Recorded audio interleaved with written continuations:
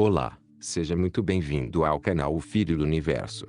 Já se inscreve para não perder os próximos vídeos que poderão com certeza elevar sua mente, espírito e fortalecer a sua fé ao prosseguir no caminho de buscar a verdade. Ao final da leitura deixe seu joinha e comente o que achou. Retomando a leitura do maravilhoso livro de Urantia. Documentos 73. O Jardim do Éden. A decadência cultural e a pobreza espiritual, resultantes da desgraça de Caligastia e da confusão social consequente, pouco efeito tiveram sobre o status físico ou biológico dos povos de Urantia. A evolução orgânica continuou a passos largos, a despeito do retrocesso cultural e moral que, tão aceleradamente, se seguiu a deslealdade de Caligastia e de Daligastia. E veio um tempo, na história planetária, há quase 40 mil anos, no qual os portadores da vida em serviço anotaram que, de um ponto de vista puramente biológico, o progresso do desenvolvimento das raças de Urantia estava aproximando-se do seu apogeu. Os administradores Melquisedeques, compartilhando dessa opinião, prontamente concordaram em aliar-se aos portadores da vida para uma petição aos Altíssimos de Dentia, solicitando-lhes que Urantia fosse inspecionada com vistas a autorizar que fossem despachados, para este planeta, os elevadores biológicos, um filho e uma filha materiais. E porque os Altíssimos de Dentia haviam exercido a jurisdição direta sobre muitos dos assuntos de Urantia desde a queda de Caligastia e a ausência temporária de autoridade em Jerusalém, esse pedido foi feito a eles. Tabamantia, supervisor soberano da série de mundos decimais ou experimentais, veio para inspecionar o planeta e, depois de uma pesquisa sobre o progresso racial, recomendou devidamente que fossem concedidos filhos materiais Urantia. Pouco menos de 100 anos depois da época dessa inspeção, Adão e Eva, um filho e uma filha materiais do sistema local, chegaram e começaram o difícil intento de desembaraçar os assuntos confusos de um planeta atrasado pela rebelião e colocado sob a excomunhão de isolamento espiritual. 1. Os Noditas e os Amadonitas. Num planeta normal, a chegada do filho material, via de regra, prenunciaria a aproximação de uma grande idade de invenções, de progresso material e de esclarecimento intelectual. A era pós-adâmica é a grande idade científica da maioria dos mundos, mas isso não se deu em Urantia. Embora o planeta tenha sido povoado por raças fisicamente qualificadas, as tribos definhavam em profundas selvageria e estagnação moral. 10.000 anos depois da rebelião, praticamente todos os avanços da administração do príncipe haviam desaparecido. As raças do mundo estavam muito pouco melhores do que se esse filho desencaminhando jamais houvesse vindo para Urantia. Apenas entre os Noditas e os Amadonitas, as tradições da Dalamátia e a cultura do príncipe planetário subsistiram. Os Noditas eram os descendentes dos membros rebeldes, do corpo de assessores do príncipe, o seu nome derivando-se do seu primeiro líder, Nodi, que outrora havia presidido a Comissão da Indústria e Comércio da Dalamátia. Os Amadonitas eram os descendentes daqueles Andonitas que optaram por permanecer leais junto com Van e Amadon. Amadonita é uma designação mais cultural e religiosa do que um termo racial. Do ponto de vista racial, os Amadonitas eram essencialmente Andonitas. Nodita é um termo tanto cultural quanto racial, pois os Noditas constituíram a oitava raça de Urantia. Existia uma inimizade tradicional entre os Noditas e os Amadonitas. Essa hostilidade estava constantemente vindo à superfície, quando a progênie desses dois grupos tentava algum empreendimento em comum. E mesmo mais tarde, nos assuntos do Éden, foi extremamente difícil para eles trabalharem juntos em paz. Pouco depois da destruição da Dalamátia, os seguidores de Enoch ficaram divididos em 3 grandes grupos. O grupo central permaneceu na vizinhança imediata da sua terra de origem, perto das cabeceiras dos rios do Golfo Pérsico. O grupo oriental migrou para a região das terras altas de Elon, a leste do Vale do Eufrates. O grupo do ocidente situou-se na margem nordeste do Mediterrâneo, local correspondente à costa da Síria e ao território adjacente. Esses Noditas acasalaram-se livremente com as raças sangíqueas e deixaram, atrás de si, uma progênie de qualidade. E alguns dos descendentes dos rebeldes da Dalamátia subsequentemente juntaram-se a Van e aos seus seguidores leais nas terras do norte da Mesopotâmia. Ali,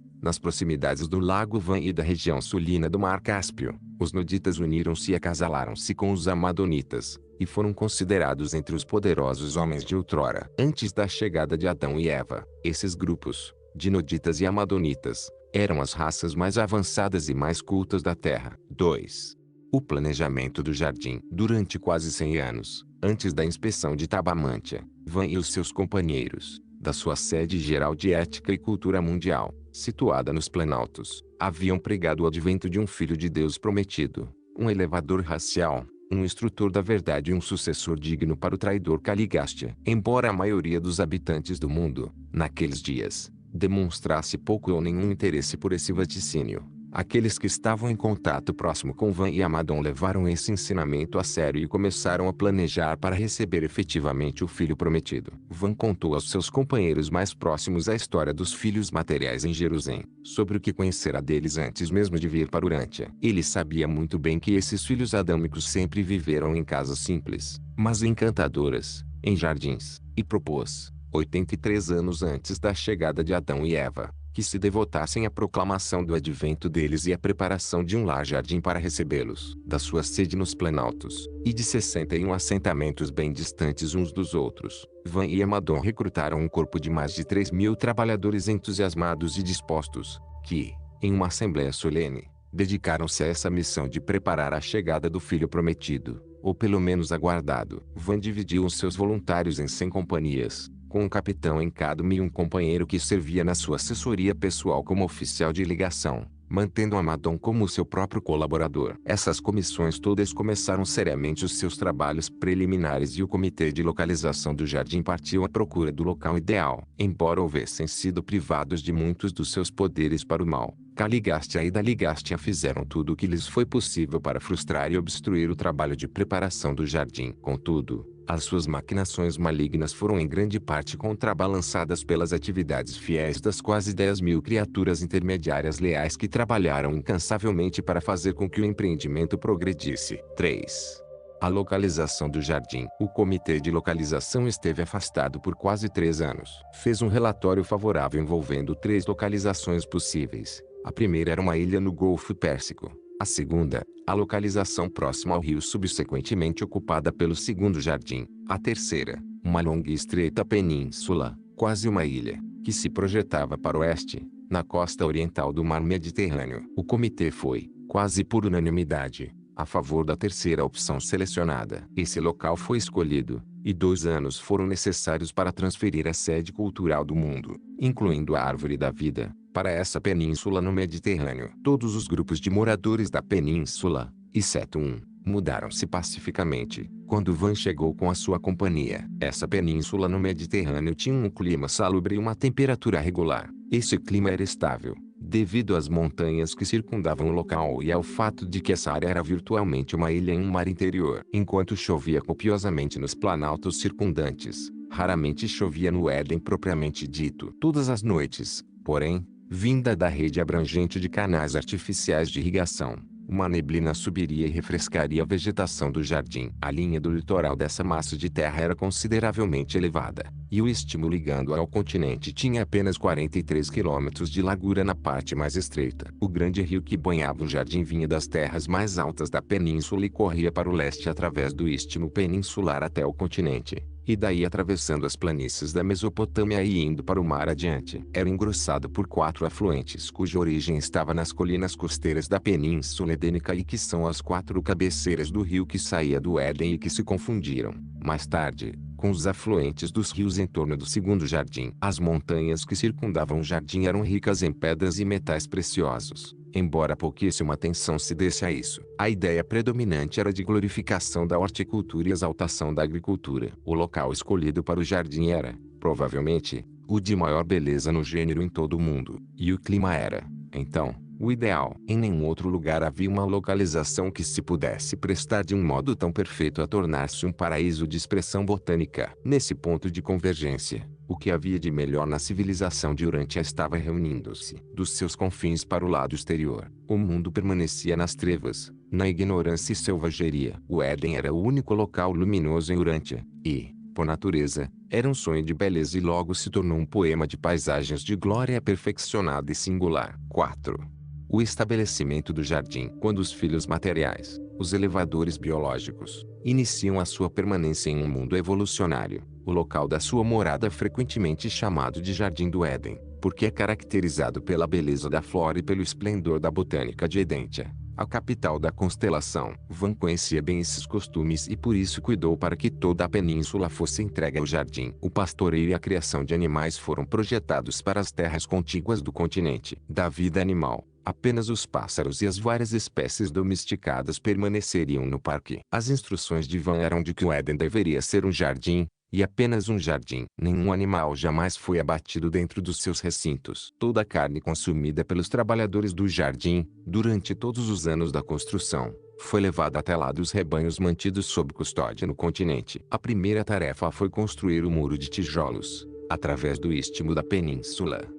Uma vez completado o muro, o trabalho real de embelezamento da paisagem e de construção das casas poderia continuar sem obstáculos. Um jardim zoológico foi criado, com a construção de um muro menor, um pouco mais para fora do muro principal. O espaço entre os dois muros, ocupado por todos os tipos de animais selvagens, servia como uma defesa adicional contra ataques hostis. Esse zoológico estava organizado em 12 grandes divisões, e caminhos murados ligavam essas divisões aos 12 portões do jardim, o rio e as suas pastagens adjacentes ocupando a área central. Na preparação do jardim foram utilizados apenas trabalhadores voluntários. Jamais um assalariado foi usado. Eles cultivavam o jardim e cuidavam dos seus rebanhos para sustentar-se, e contribuições de comida eram também recebidas de crentes das vizinhanças. E esse grande empreendimento foi levado a um bom termo, a despeito das dificuldades que acompanharam a desordem do status do mundo durante esses tempos perturbados. Todavia, não sabendo quando viriam o filho e a filha esperados, Van causou uma grande decepção ao sugerir que a geração mais jovem também fosse treinada no trabalho de manter o empreendimento, para o caso de que a chegada deles fosse retardada. Isso pareceu uma admissão de falta de fé, da parte de Van, e provocou problemas consideráveis, causando muitas deserções. Van, porém, persistiu com o seu plano de prontidão, enquanto preenchia os lugares dos que desertaram com voluntários mais jovens. 5. O lar do jardim. No centro da Península Edênica, encontrava-se o encantador Templo de Pedra do Pai Universal, o santuário sagrado do jardim. Ao norte, a sede administrativa foi estabelecida. Ao sul, foram construídas as casas para os trabalhadores e as suas famílias. Ao oeste, os terrenos estavam reservados para as escolas propostas para o sistema educacional do filho esperado, enquanto a leste do Éden foram construídos os domicílios destinados aos filhos prometidos e à progênie imediata deles. Os planos arquitetônicos para o Éden previam casas e terras abundantes para 1 milhão de seres humanos. No momento da chegada de Adão, embora apenas um quarto do jardim estivesse pronto, havia milhares de quilômetros de valetas de irrigação terminadas e mais de 20.000 quilômetros de vias e estradas pavimentadas. Havia pouco mais do que 5.000 construções de tijolos nos vários setores, e árvores e plantas além da conta. Era de 7 o maior número de casas que compunham qualquer conglomerado no parque. E, embora as estruturas do jardim fossem simples, eram bastante artísticas. As estradas e as vias eram bem construídas, e a ornamentação da paisagem,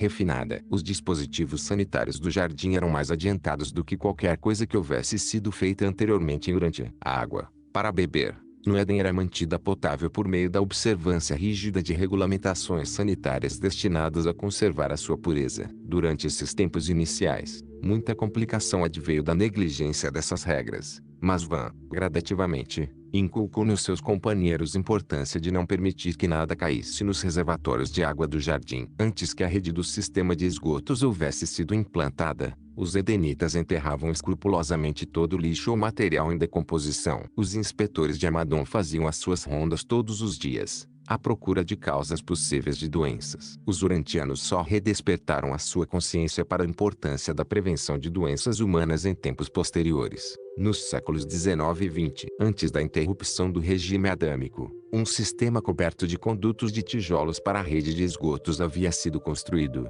correndo por baixo dos muros e desembocando no rio do Éden, a mais de 1,5 km adiante do muro externo, o menor, do jardim. Na época da chegada de Adão, a maior parte das plantas daquela região do mundo estava sendo cultivada no Éden, e muitas das frutas, cereais e nozes já haviam sido grandemente aperfeiçoadas. Muitos dos legumes e cereais modernos foram cultivados ali, pela primeira vez, mas dezenas de variedades de plantas comestíveis foram subsequentemente perdidas para o mundo. Cerca de 5% do jardim destinava-se a um cultivo altamente artificial. 15% estavam parcialmente cultivados e o remanescente foi deixado em um estado mais ou menos natural, aguardando a chegada de Adão, pois se considerou melhor terminar o parque de acordo com as ideias dele. E, assim, o jardim do Éden se fez preparado para receber o Adão prometido e a sua consorte. E esse jardim teria honrado um mundo sob administração perfeccionada e controle normal. Adão e Eva ficaram muito satisfeitos com o plano geral do Éden,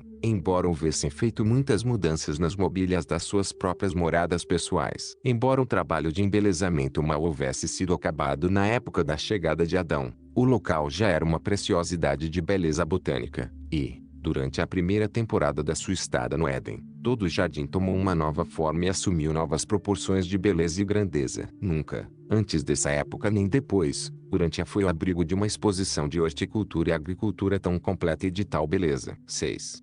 A árvore da vida. No centro do templo do jardim, Van plantou a árvore da vida, guardada por tanto tempo, cujas folhas eram para a cura das nações, e cujos frutos, por tanto tempo, haviam nos sustentado na terra. Van sabia muito bem que Adão e Eva também dependeriam dessa dádiva de Edêntia para a manutenção das suas vidas, assim que aparecessem em Urântia na forma material. Os filhos materiais, quando nas capitais dos sistemas, não necessitam da árvore da vida para o seu sustento. Apenas quando são repersonalizados nos planetas é que eles dependem desse complemento para a imortalidade física. É possível que a árvore do conhecimento do bem e do mal possa ser uma expressão, de sentido figurado, uma designação simbólica que abrange uma enorme quantidade de experiências humanas, mas a árvore da vida não foi um mito. Ela era real e, por um período longo, esteve presente em Urântia. Quando os Altíssimos de Edêntia aprovaram a designação de Caligástia como príncipe planetário de Urântia e os 100 cidadãos de Jerusalém como os membros do seu corpo de assessoria administrativa,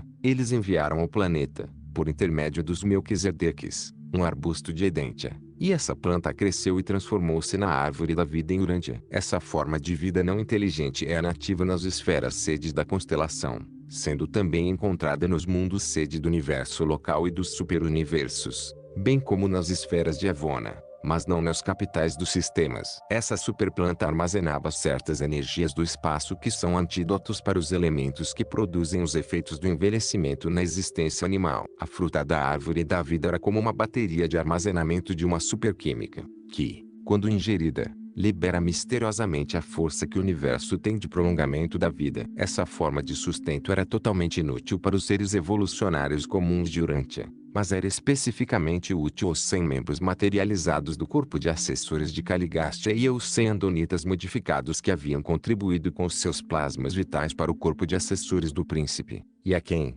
em retribuição, foi dado tornarem-se possuidores daquele complemento de vida que lhes tornou possível utilizar a fruta da árvore da vida para prolongar, por um tempo indeterminado, as suas existências que, de outro modo, seriam como as dos mortais. Durante os dias do governo do príncipe, a árvore estava crescendo na terra, no canteiro central e circular do templo do pai. Quando eclodiu a rebelião, ela foi recultivada do seu núcleo central por Van e seus companheiros no seu acampamento temporário. Esse arbusto de Edêntia, em seguida, foi levado para um retiro nos Planaltos, onde serviu, tanto a Van quanto a Madon, por mais de 150 mil anos. Quando Van e os seus companheiros prepararam o jardim para Adão e Eva, eles transplantaram a árvore de Edêntia para o jardim do Éden, onde, de novo, ela cresceu no adro central circular de um outro templo dedicado ao Pai. Então, Adão e Eva periodicamente compartilharam dos seus frutos para manter a sua forma dual de vida física. Quando os planos do filho material foram desencaminhados, não foi permitido a Adão e a sua família levar o núcleo da árvore para fora do jardim. Quando os Noditas invadiram Éden, foi-lhes dito que se tornariam como deuses se eles comessem do fruto da árvore da vida. Para sua surpresa, eles encontraram-na desguarnecida e puderam comer livremente do seu fruto durante anos. Mas nada lhes sucedeu. Eles eram todos mortais materiais do reino. Faltava-lhes aquela dotação que atuava como complemento do fruto da árvore. E furiosos ficaram com a própria incapacidade de beneficiar-se da árvore da vida e, em consequência de uma das suas guerras internas, o templo e a árvore foram ambos destruídos pelo fogo. Apenas a parede de pedra permaneceu de pé até que o jardim posteriormente submergisse. Esse foi o segundo templo do Pai a desaparecer. E, agora, toda a carne em Urântia deve seguir o curso de vida e morte. Adão, Eva, os seus filhos e os filhos dos seus filhos, junto com os seus coligados, todos pereceram com o correr do tempo, tornando-se, assim, sujeitos ao esquema de ascensão do universo local, no qual a ressurreição nos mundos das mansões ocorre em seguida à morte material. 7.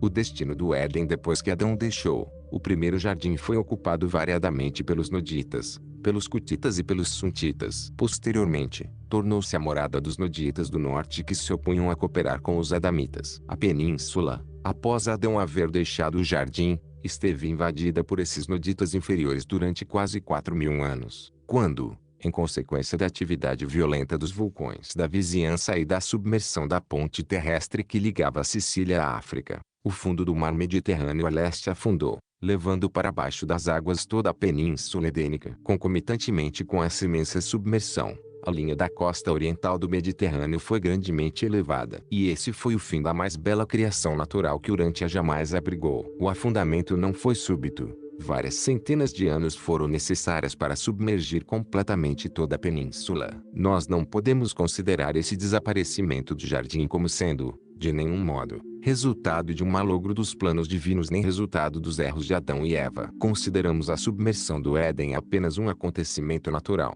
Mas parece-nos que a data do afundamento do jardim haja sido programada para acontecer por volta da data em que se teriam acumulado reservas tais da raça violeta que fossem suficientes para empreender o trabalho de reabilitar os povos do mundo. Os Melquisedeques aconselharam Adão a não iniciar o programa de elevação racial e de mistura das raças antes que a sua própria família alcançasse o número de 500 mil de pessoas. Nunca se pretendera que o jardim fosse a morada permanente dos adamitas. Eles deviam tornar-se emissários de uma nova vida para todo o mundo. Eles deviam mobilizar-se para outorgar-se, generosamente, as raças necessitadas da terra. As instruções dadas a Adão pelos Melquisedeques implicavam que ele deveria estabelecer sedes raciais, continentais e divisionais que ficariam a cargo dos seus filhos e filhas imediatos, enquanto ele e Eva deviam dividir o seu tempo entre essas várias capitais do mundo, como conselheiros e coordenadores da administração, de âmbito mundial, da elevação biológica, de avanço intelectual e de reabilitação moral. Apresentado por Solônia,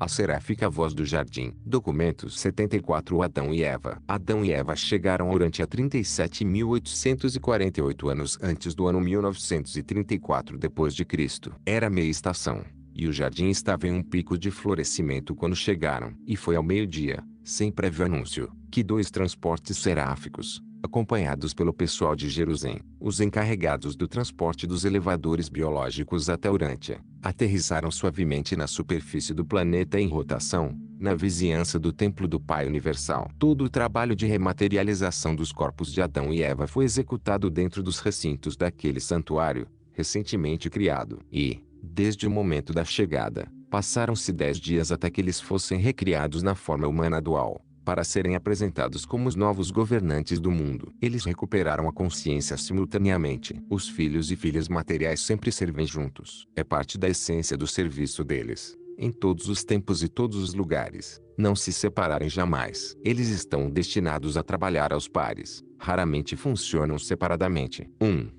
Adão e Eva em Jerusalém. O Adão e a Eva planetários de Urântia eram membros do corpo sênior de filhos materiais de Jerusalém, e ali estavam escritos conjuntamente sob o número 14311. Eles pertenciam à terceira série física e tinham em torno de 2,50 metros de altura. Na época em que Adão foi escolhido para vir para Urântia, ele estava servindo, com a sua companheira, nos laboratórios de ensaios e de provas físicas de Jerusalém. Por mais de 15.000 anos, eles haviam sido diretores da divisão de energia experimental aplicada à modificação de formas vivas. Bem antes disso, haviam sido instrutores nas escolas de cidadania para recém-chegados em Jerusalém. E deve-se ter tudo isso em mente ao se considerar a narrativa da sua conduta posterior em Urântia. Quando foi emitida a proclamação convocando voluntários para a missão de aventura adâmica em Urântia, todo o corpo sênior de filhos e filhas materiais fez-se voluntário. Os examinadores Melquisedeques, com a aprovação de Lanaforge dos Altíssimos de Dentia, finalmente escolheram Adão e a Eva que vieram posteriormente a funcionar como os elevadores biológicos de Urântia. Adão e Eva haviam permanecido leais a Michael durante a rebelião de Lúcifer.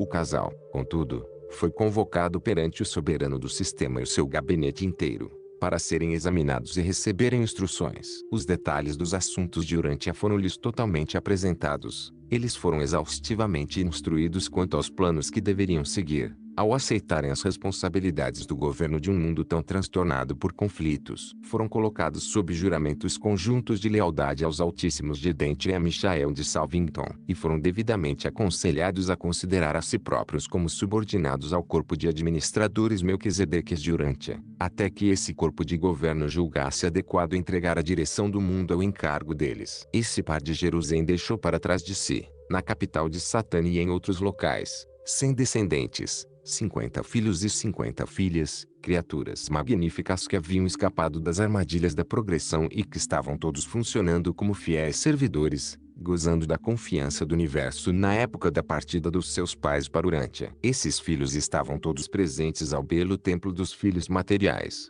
para assistir aos atos de despedida, ligados às últimas cerimônias da aceitação da outorga. Eles acompanharam os seus progenitores até a sede da desmaterialização da sua ordem e foram os últimos a despedir-se deles e a desejar-lhes o êxito divino, enquanto os dois adormeciam na perda da consciência da personalidade que precede a preparação para o transporte seráfico. Os filhos passaram juntos algum tempo no convívio da família, rejubilando-se de que os seus pais fossem, em breve, tornar-se os chefes visíveis, em realidade, os governantes exclusivos do planeta 606 do sistema de Satânia. E assim Adão e Eva deixaram Jerusalém, em meio à aclamação e aos bons votos dos seus cidadãos. Eles partiram para as suas novas responsabilidades, equipados adequadamente e plenamente instruídos quanto a todos os deveres e perigos que encontrariam em Urântia. 2.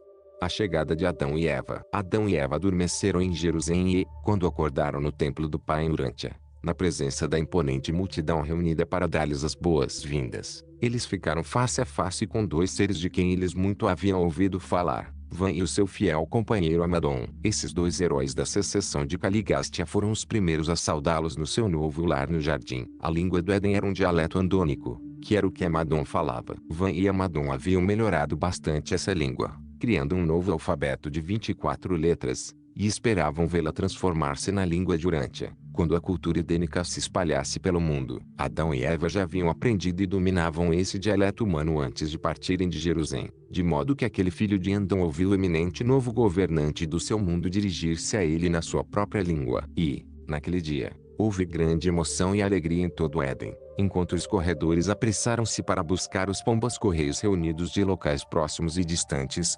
gritando: soltem os pássaros, que eles levem a nova de que o filho prometido chegou. Centenas de colônias de crentes, ano após ano, haviam mantido fielmente as reservas desses pombos de criação doméstica exatamente para tal ocasião. Na medida em que a nova da chegada de Adão espalhou-se até longe, milhares de membros das tribos das proximidades aceitaram os ensinamentos de Van e Amadon, enquanto durante meses e meses os peregrinos continuaram a fluir ao Éden, para saudar Adão e Eva e homenagear o Pai não visível de todos. Logo depois do despertar, Adão e Eva foram acompanhados até a recepção formal na grande elevação ao norte do templo. Essa colina natural fora ampliada e preparada para a instalação dos novos governantes do mundo. Ali, ao meio-dia, o comitê de recepção de Urântia deu as boas-vindas a esse filho e a essa filha do sistema de Satânia. Amadon era quem presidia o comitê, que constava de 12 membros, abrangendo um representante de cada uma das 6 raças sangicas. O dirigente em exercício das criaturas intermediárias, Ana,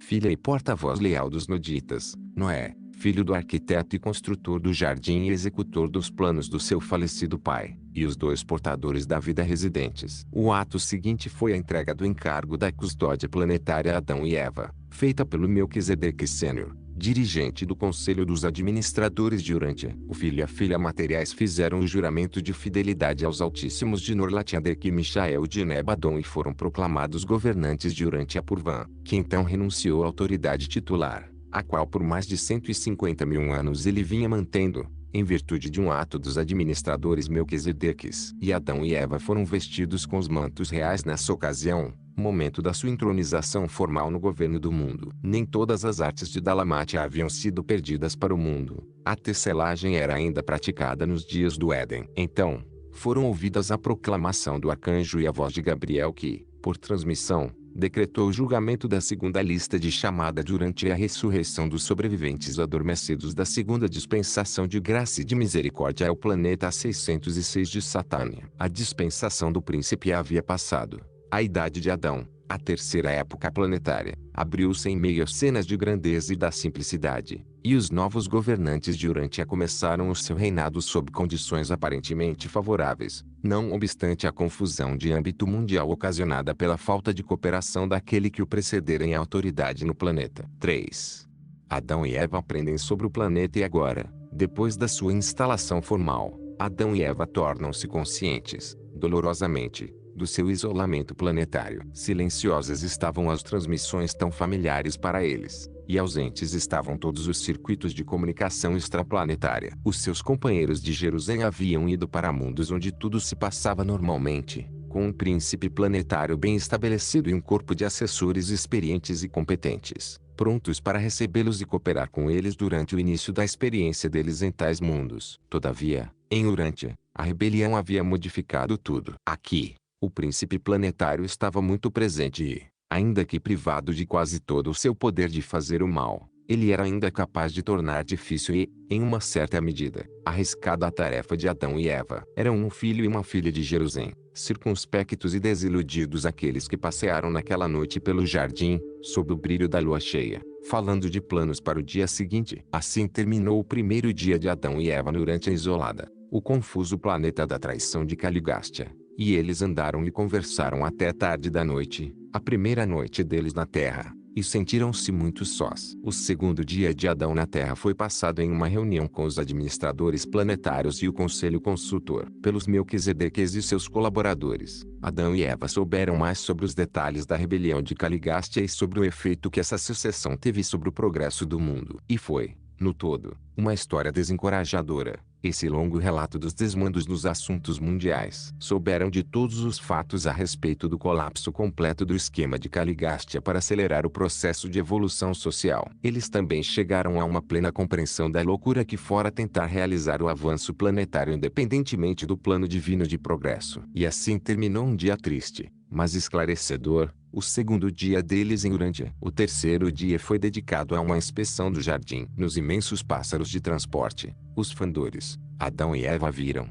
lá de cima, as vastas extensões do jardim, enquanto eram carregados no ar por sobre si que era o local mais belo da Terra. Esse dia de inspeção terminou com um enorme banquete em honra a todos aqueles que haviam trabalhado para criar esse jardim de beleza e de grandeza edênica. E novamente, tarde na noite do seu terceiro dia, o filho e a sua companheira caminharam no jardim e falaram sobre a imensidão dos seus problemas. No quarto dia, Adão e Eva discursaram para uma assembleia do jardim do Monte Inaugural. Eles falaram ao povo a respeito dos seus planos para a reabilitação do mundo e esboçaram os métodos pelos quais eles iriam buscar redimir a cultura social de Urântia, dos níveis baixos até os quais caíra, em resultado do pecado e da rebelião. Esse foi um grande dia, e terminou com uma festa para o conselho de homens e mulheres que foram selecionados para assumir responsabilidades na nova administração dos assuntos mundiais. E notai bem, havia mulheres e homens também nesse grupo, e essa era a primeira vez que uma coisa assim ocorria na Terra, desde os dias da Dalamátia. Era uma inovação assombrosa contemplar Eva, uma mulher, partilhando as honras e as responsabilidades dos assuntos do mundo com o homem. E, assim, terminou o quarto dia na Terra. O quinto dia foi ocupado com a organização do governo temporário, a administração que devia funcionar até que os administradores Melquisedeques deixassem Urântia. O sexto dia foi dedicado a uma inspeção dos numerosos tipos de homens e animais. Ao longo dos muros do lado leste do Éden, Adão e Eva foram escoltados durante todo o dia, observando a vida animal do planeta e tendo um entendimento melhor sobre o que deveria ser feito para reverter a confusão transformando em ordem, em um mundo habitado por tal variedade de criaturas vivas. Muito surpreendeu aos que acompanhavam Adão nessa viagem, observar que ele entendia totalmente sobre a natureza e função dos milhares e milhares de animais mostrados a ele. No mesmo instante em que ele olhava um animal, ele indicava sua natureza e comportamento. Adão podia dar os nomes e a descrição da origem, da natureza e da função de todas as criaturas materiais que via. Aqueles que o conduziam nessa viagem de inspeção não sabiam que o novo governante do mundo era um dos mais peritos anatomistas de toda a Satânia, e Eva era igualmente conhecedora. Adão deixou os seus companheiros estupefatos, ao descrever uma quantidade imensa de coisas vivas pequenas demais para serem vistas pelos olhos humanos. Quando terminou o sexto dia de permanência na Terra, Adão e Eva descansaram pela primeira vez no seu novo lar no leste do Éden. Os primeiros 6 dias da aventura em Urântia haviam sido bastante cheios e eles aguardavam, com grande prazer, ter um dia inteiro livre. As circunstâncias, porém, assim não permitiram. O acontecido no dia que passara, no qual Adão falara tão inteligentemente e tão profundamente sobre a vida animal durante, além do seu discurso inaugural, cheio de mestria e feito com encanto que lhe era peculiar, tinham de um tal modo conquistado os corações e os intelectos dos moradores do jardim, que todos ficaram não só de coração aberto para aceitar o filho e a filha recém-chegados de Jerusalém como governantes, mas a maioria estava a ponto de prostrar-se diante deles e de cultuá-los como deuses. 4.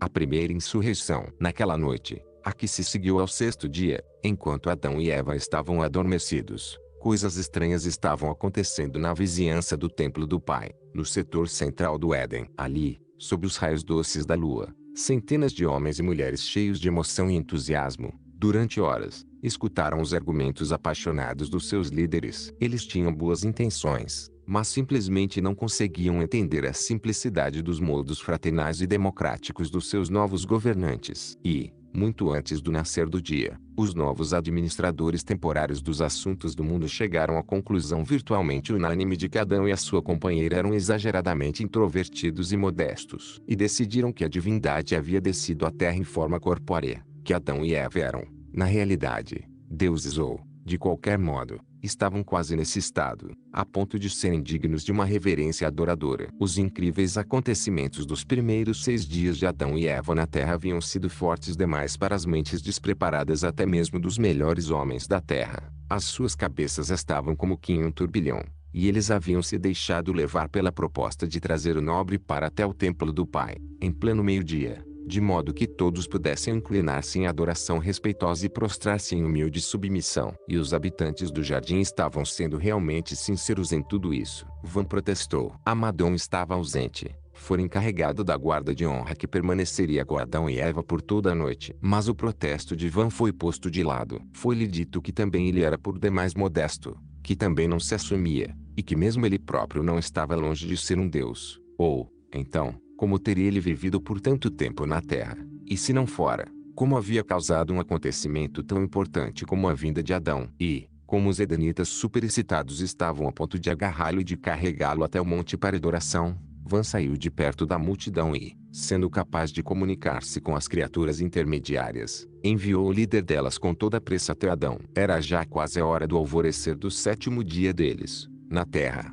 quando Adão e Eva souberam das alarmantes novidades da proposta desses mortais bem-intencionados, mas desguiados. E então, ao mesmo tempo em que os pássaros de transporte estavam já batendo as asas para buscá-los e levá-los ao templo, as criaturas intermediárias, sendo capazes de fazer tais coisas, transportaram Adão e Eva ao templo do Pai. Era bem cedo na manhã desse 7º dia e, do monte onde tinham sido recentemente recebidos, Adão adiantou-se para explicar sobre as ordens dos filhos divinos e deixou claro para aquelas mentes terrenas que apenas o Pai e aqueles a quem ele designava podiam ser cultuados ou adorados. Adão deixou bastante claro que ele aceitaria qualquer honraria e que receberia mesmo todo o respeito, mas nunca a adoração. Foi um dia memorável e, pouco antes do meio-dia, quase no momento da chegada do mensageiro seráfico trazendo a notícia de que Jerusalém tomara conhecimento da instalação dos governantes do mundo, Adão e Eva, destacando-se da multidão, apontaram para o templo do Pai e disseram: Ide agora até o emblema material da presença invisível do Pai e curvai-vos em adoração a Ele que nos fez a todos e que nos mantém vivos. E que esse ato seja a promessa sincera de que vós não sereis nunca mais tentados a adorar a ninguém senão a Deus. E eles fizeram como Adão lhes havia mandado. O filho e a filha materiais permaneceram de pé com as cabeças inclinadas, naquele pequeno monte, enquanto o povo se prostrava à volta do templo. E essa foi a origem da tradição do Sabat, o dia do sábado. Sempre, no Éden,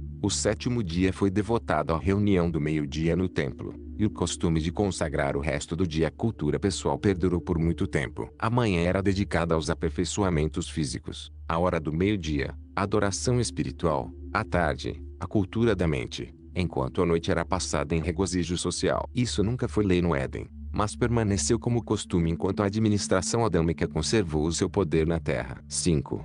A administração de Adão. Por quase 7 anos depois da chegada de Adão, os administradores Melquisedeques permaneceram nos seus postos, mas afinal chegou o momento em que eles passariam a administração dos assuntos do mundo para Adão e voltariam para Jerusalém. A despedida dos administradores levou um dia inteiro e, Durante a noite, os Melquisedeques, individualmente, deram a Adão e Eva os seus conselhos de despedida, com os melhores votos. Adão, por várias vezes, pedira aos seus conselheiros que permanecessem na terra com ele, mas os seus pedidos foram sempre negados. Era chegado o momento em que os filhos materiais deveriam assumir toda a responsabilidade pela condução dos assuntos do mundo. E assim, à meia-noite, os transportadores seráficos de Satânia deixaram o planeta com 14 seres, levando-os a Jerusalém. O traslado de Van e Amadão ocorreu simultaneamente com a partida dos 12 Melquisedecas. Tudo esteve relativamente bem durante um certo tempo, e pareceu que Adão finalmente tornar-se-ia capaz de desenvolver algum plano para promover a expansão gradual da civilização edênica. Seguindo os conselhos dos Melquisedeques, ele começou a encorajar as artes da manufatura, com a ideia de desenvolver relações de comércio com o mundo exterior. Quando o Éden desagregou-se,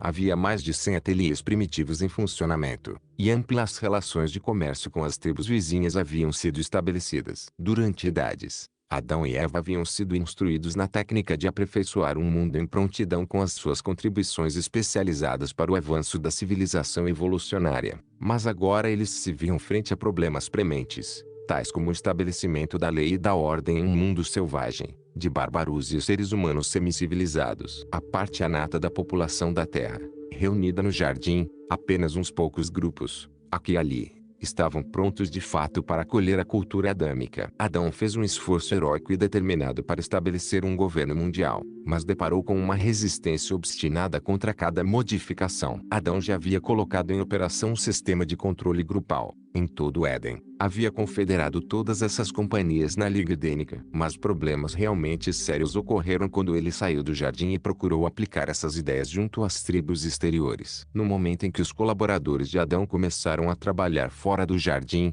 depararam-se com a resistência direta e bem planejada de Caligástia e da Ligástia. O príncipe caído fora deposto como governante do mundo, mas não havia sido afastado do planeta. Ele estava ainda presente na Terra e era capaz, pelo menos em uma certa medida, de resistir a todos os planos de Adão para a reabilitação da sociedade humana. Adão tentou prevenir as raças contra Caligástia, mas a tarefa foi dificultada em muito, porque o seu arqui-inimigo era invisível aos olhos dos mortais. Mesmo entre os edenitas havia aquelas mentes confusas que pendiam para os ensinamentos que Caligástia disseminava, de uma liberdade pessoal desenfreada, e eles causavam contratempos sem fim para Adão. Estavam constantemente perturbando os melhores planos de progressão ordeira e de desenvolvimento substancial. Adão foi obrigado, finalmente, a renunciar ao seu programa de socialização imediata e retomou o método de Van para a organização, dividindo os edenitas em companhias de 100, com capitães em cada uma delas e tenentes responsáveis para cada grupo de 10. Adão e Eva vieram para instituir um governo representativo em lugar da monarquia, mas não encontraram nenhum governo digno desse nome em toda a face da terra. Momentaneamente, Adão abandonou todos os esforços de estabelecer um governo representativo e, antes do regime edênico entrar em colapso, ele teve êxito em estabelecer quase 100 centros comerciais e sociais, onde individualidades fortes governavam no seu nome. A maioria desses centros havia sido organizada anteriormente por Van e Amadon. O envio de embaixadores de uma tribo para outra data dos tempos de Adão. Esse foi um grande passo adiante na evolução do governo. 6. A vida familiar de Adão e Eva. As terras da família adâmica abrangiam um pouco mais do que 8 quilômetros quadrados. À volta desse domínio, haviam sido tomadas as providências para alojar mais de 300 mil seres da progênie de linhagem pura. Contudo, apenas a primeira unidade das construções projetadas foi construída. Antes que o tamanho da família adâmica crescesse para além dessa reserva inicial, todo o plano edênico foi quebrado e o jardim, evacuado. Adamson foi o primogênito da raça violeta de Urântia, sendo secundado pela sua irmã e por Evazon, o segundo filho de Adão e Eva. Eva foi mãe de 5 crianças antes que os Melquisedeques partissem 3 filhos e 2 filhas. Em seguida vieram 2 gêmeos. Antes da falta, Eva concebeu 63 crianças, 32 filhas e 31 filhos. Quando Adão e Eva deixaram o jardim, a sua família consistia de 4 gerações, num total de 1.647 descendentes de pura linhagem. Eles tiveram 42 filhos depois de haverem deixado o jardim, sem contar os 2 descendentes de parentesco conjunto com uma linhagem mortal da Terra. E isso não inclui a descendência adâmica entre os noditas e as raças evolucionárias. As crianças adâmicas não tomavam leite de animais quando paravam de se nutrir do peito da mãe, Com 1 ano de idade, Eva tinha acesso ao leite de uma grande variedade de nozes e os sucos de muitas frutas e, conhecendo inteiramente a química e a energia desses alimentos, ela os combinava adequadamente para a nutrição dos seus filhos até o aparecimento dos dentes. Conquanto o cozimento fosse universalmente empregado fora do setor adâmico do Éden, não se cozinhava nada no lar de Adão. Eles consideravam seus alimentos, frutas, nozes e cereais, já preparados quando amadureciam, e comiam uma vez por dia, pouco depois do meio-dia. Adão e Eva também absorviam luz e energia diretamente de certas emanações do espaço, conjuntamente com a ministração da árvore da vida. Os corpos de Adão e de Eva emitiam uma luz difusa, e eles sempre usavam roupas em conformidade com os costumes dos povos aos quais se ligaram. Embora usassem pouca roupa durante o dia, à noite ficavam envoltos em cobertas noturnas. A origem do halo tradicional que envolve as cabeças dos homens supostamente pios e santos retroage aos dias de Adão e Eva. As emanações dos seus corpos eram tão fortemente obscurecidas pela roupa, e sendo assim apenas a auréola que se irradiava das suas cabeças era discernível. Os descendentes de Adão sempre retratavam com esses halos o seu conceito de indivíduos que se acreditava serem extraordinários em desenvolvimento espiritual. Adão e Eva podiam comunicar-se um com o outro e com os seus filhos diretos a uma distância de 80 quilômetros. Essa troca de pensamentos era feita por meio das auréolas delicadas de gás, localizadas muito perto das estruturas do seu cérebro. Por meio desse mecanismo, eles podiam enviar e receber oscilações de pensamentos. Esse poder, porém, foi instantaneamente suspenso quando eles cederam espaço nas suas mentes para a discórdia e a desagregação do mal. As crianças adâmicas frequentavam as suas próprias escolas, até a idade de 16 anos, as mais jovens sendo ensinadas pelas mais velhas. Os pequeninos se alternavam nas atividades a cada 30 minutos, os maiores a cada hora. E, de certo, era uma visão nova e urgente observar essas crianças de Adão e Eva brincando, em atividades alegres e vivificantes, só pelo prazer da diversão. Os jogos e o humor das raças dos dias atuais derivam-se todos das raças adâmicas. Os adamitas, todos, tinham uma elevada apreciação da música, bem como um agudo senso de humor. A média de idade para o noivado era 18 anos, e esses jovens então iniciavam um curso de 2 anos de instrução e preparo para assumir as responsabilidades maritais. Aos 20 anos, eles estavam aptos para o casamento, e, depois do casamento, começavam o trabalho das suas vidas ou entravam em preparação especial para ele. A prática de algumas nações posteriores, de permitir que nas famílias reais, supostamente descendentes dos deuses, os irmãos se casassem com as irmãs, data das tradições das progênies adâmicas, pois eles não podiam senão casar-se entre irmãos. As cerimônias de casamento da primeira e segunda geração do jardim eram sempre oficiadas por Adão e Eva. 7. A vida no jardim. Os filhos de Adão, exceto pelos 4 anos em que frequentavam as escolas do oeste, viviam e trabalhavam no leste do Éden. Eram educados intelectualmente até os 16 anos de idade, de acordo com os métodos das escolas de Jerusalém. Dos 16 aos 20 anos, eles instruíam-se nas escolas de Urântia, na outra extremidade do jardim, servindo ali também como professores para os graus anteriores. Todo o propósito do sistema das escolas do oeste do jardim era a socialização. Os períodos matinais de recreação eram dedicados à horticultura e agricultura práticas, os períodos da tarde, aos jogos competitivos. As noites eram gastas em relações sociais e no cultivo de amizades pessoais. A educação religiosa e sexual era considerada domínio do lar, um dever dos pais. O ensino nessas escolas incluía a instrução sobre 1. Saúde e cuidados com o corpo. 2. A regra de ouro, o modelo das relações sociais. 3. A relação dos direitos individuais com os direitos grupais e as obrigações comunitárias. 4. A história e a cultura das várias raças da Terra. 5. Os métodos para implementar e fazer o comércio mundial progredir. 6. A coordenação dos deveres e emoções conflitantes. 7.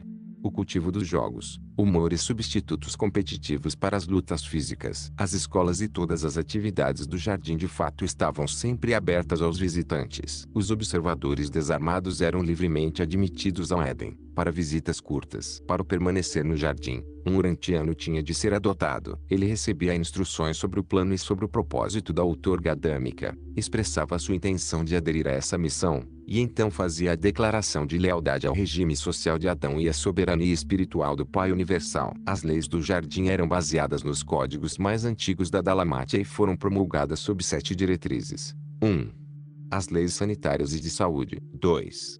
As regulamentações sociais do jardim. 3.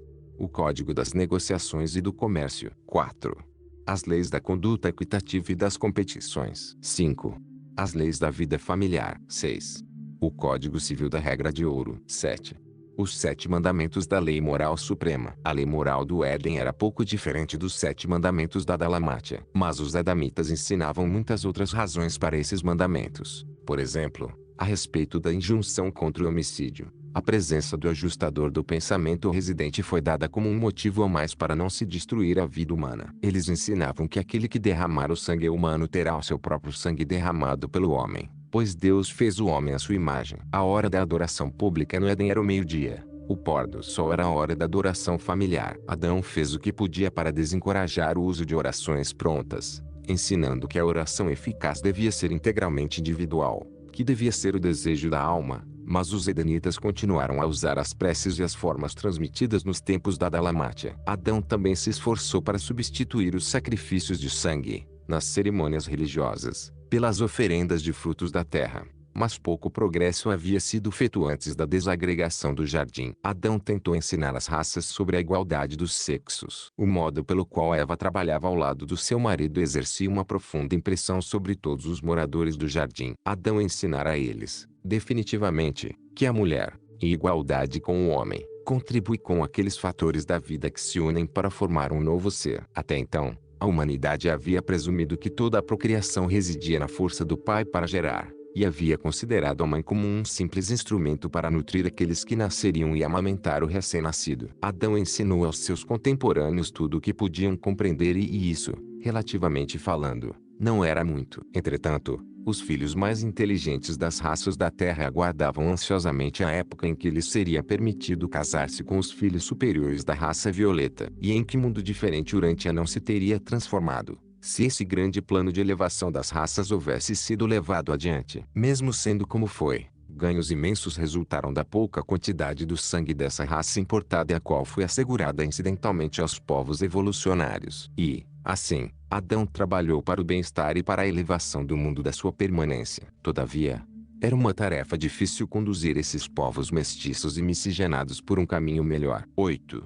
A lenda da criação. A história da criação de Urântia, em 6 dias, foi baseada na tradição de que Adão e Eva haviam demorado exatamente 6 dias para o seu estudo inicial do jardim. Essa circunstância conferiu uma ratificação quase sagrada ao período de tempo da semana originalmente introduzido pelos dalamatianos. O tempo de 6 dias que Adão passou inspecionando o jardim e formulando os planos preliminares para sua organização não foi preconcebido, foi trabalhado dia a dia. A escolha do 7º dia para a adoração foi totalmente incidental e ligada aos fatos aqui narrados. A lenda de que o mundo foi criado em 6 dias veio bem posteriormente. De fato surgiu mais de 30.000 anos mais tarde. Um aspecto da narrativa, o repentino surgimento do Sol e da Lua, pode ter tido origem nas tradições de que o mundo age outrora emergido subitamente de uma nuvem densa de partículas diminutas do espaço, que, durante muito tempo, haviam obscurecido tanto o Sol quanto a Lua. A história de que Eva fora criada da costela de Adão é uma condensação confusa da chegada adâmica e da cirurgia celeste,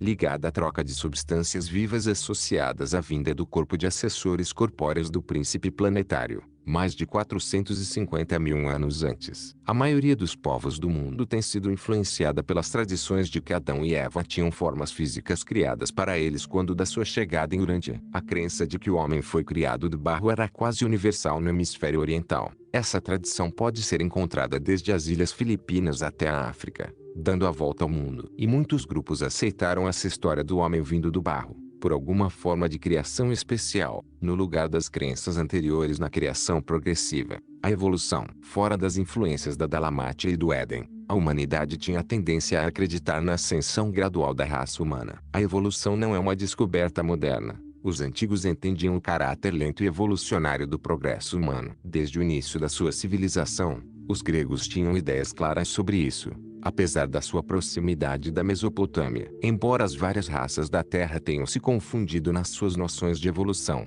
entretanto, Muitas das tribos primitivas acreditavam e ensinavam que eram descendentes de vários animais. Os povos primitivos tinham o hábito de escolher para seus totens os animais da sua origem presumida. Certas tribos de índios norte-americanos acreditavam haverem tido a sua origem nos castores e coiotes. Certas tribos africanas ensinam que são descendentes de hienas, uma tribo himalaia, que descendem dos lêmures, um grupo de Nova Guiné, que os seus membros vêm do papagaio. Os babilônios, em consequência do seu contato direto com os remanescentes da civilização dos adamitas, ampliaram e tornaram mais bela a história da criação do homem. Eles ensinaram que este descendia diretamente dos deuses e atinham-se a uma origem aristocrática da raça, a qual era incompatível até mesmo com a doutrina da criação a partir do barro. O relato do Antigo Testamento sobre a criação data de uma época muito posterior a Moisés. Ele nunca ensinou aos hebreus uma história tão distorcida. Ele apresentou, sim, uma narrativa simples e condensada da criação aos israelitas,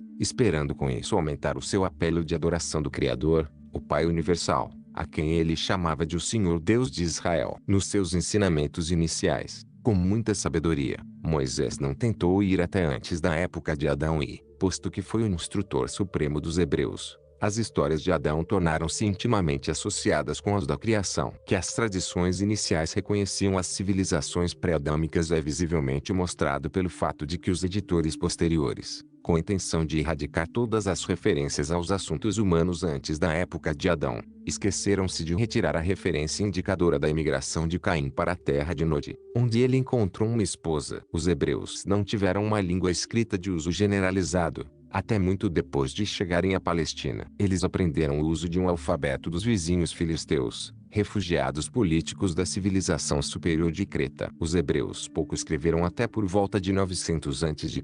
e, não tendo nenhuma linguagem escrita até uma data tão tardia, eles tinham em circulação várias histórias diferentes da criação. Mas, depois do cativeiro babilônio, eles inclinaram-se mais para a aceitação de uma versão mesopotâmica modificada. A tradição judaica ficou cristalizada no que se refere a Moisés e, porque ele se empenhou em restaurar a linhagem de Abraão até Adão, os judeus assumiram que Adão tivesse sido o primeiro homem de toda a humanidade. Yahvé era o Criador e ele deve haver feito o mundo justamente antes de criar Adão, já que se tinha Adão como o primeiro homem. E, então, a tradição dos 6 dias de Adão entra na história, resultando que quase 1000 anos depois da estada de Moisés na terra, a tradição da criação em 6 dias foi escrita e ulteriormente atribuída a ele. Quando os sacerdotes judeus retornaram a Jerusalém, eles haviam já terminado de escrever a sua narrativa do começo das coisas. Logo eles reivindicaram essa narrativa como uma história recentemente descoberta da criação, escrita por Moisés. Contudo,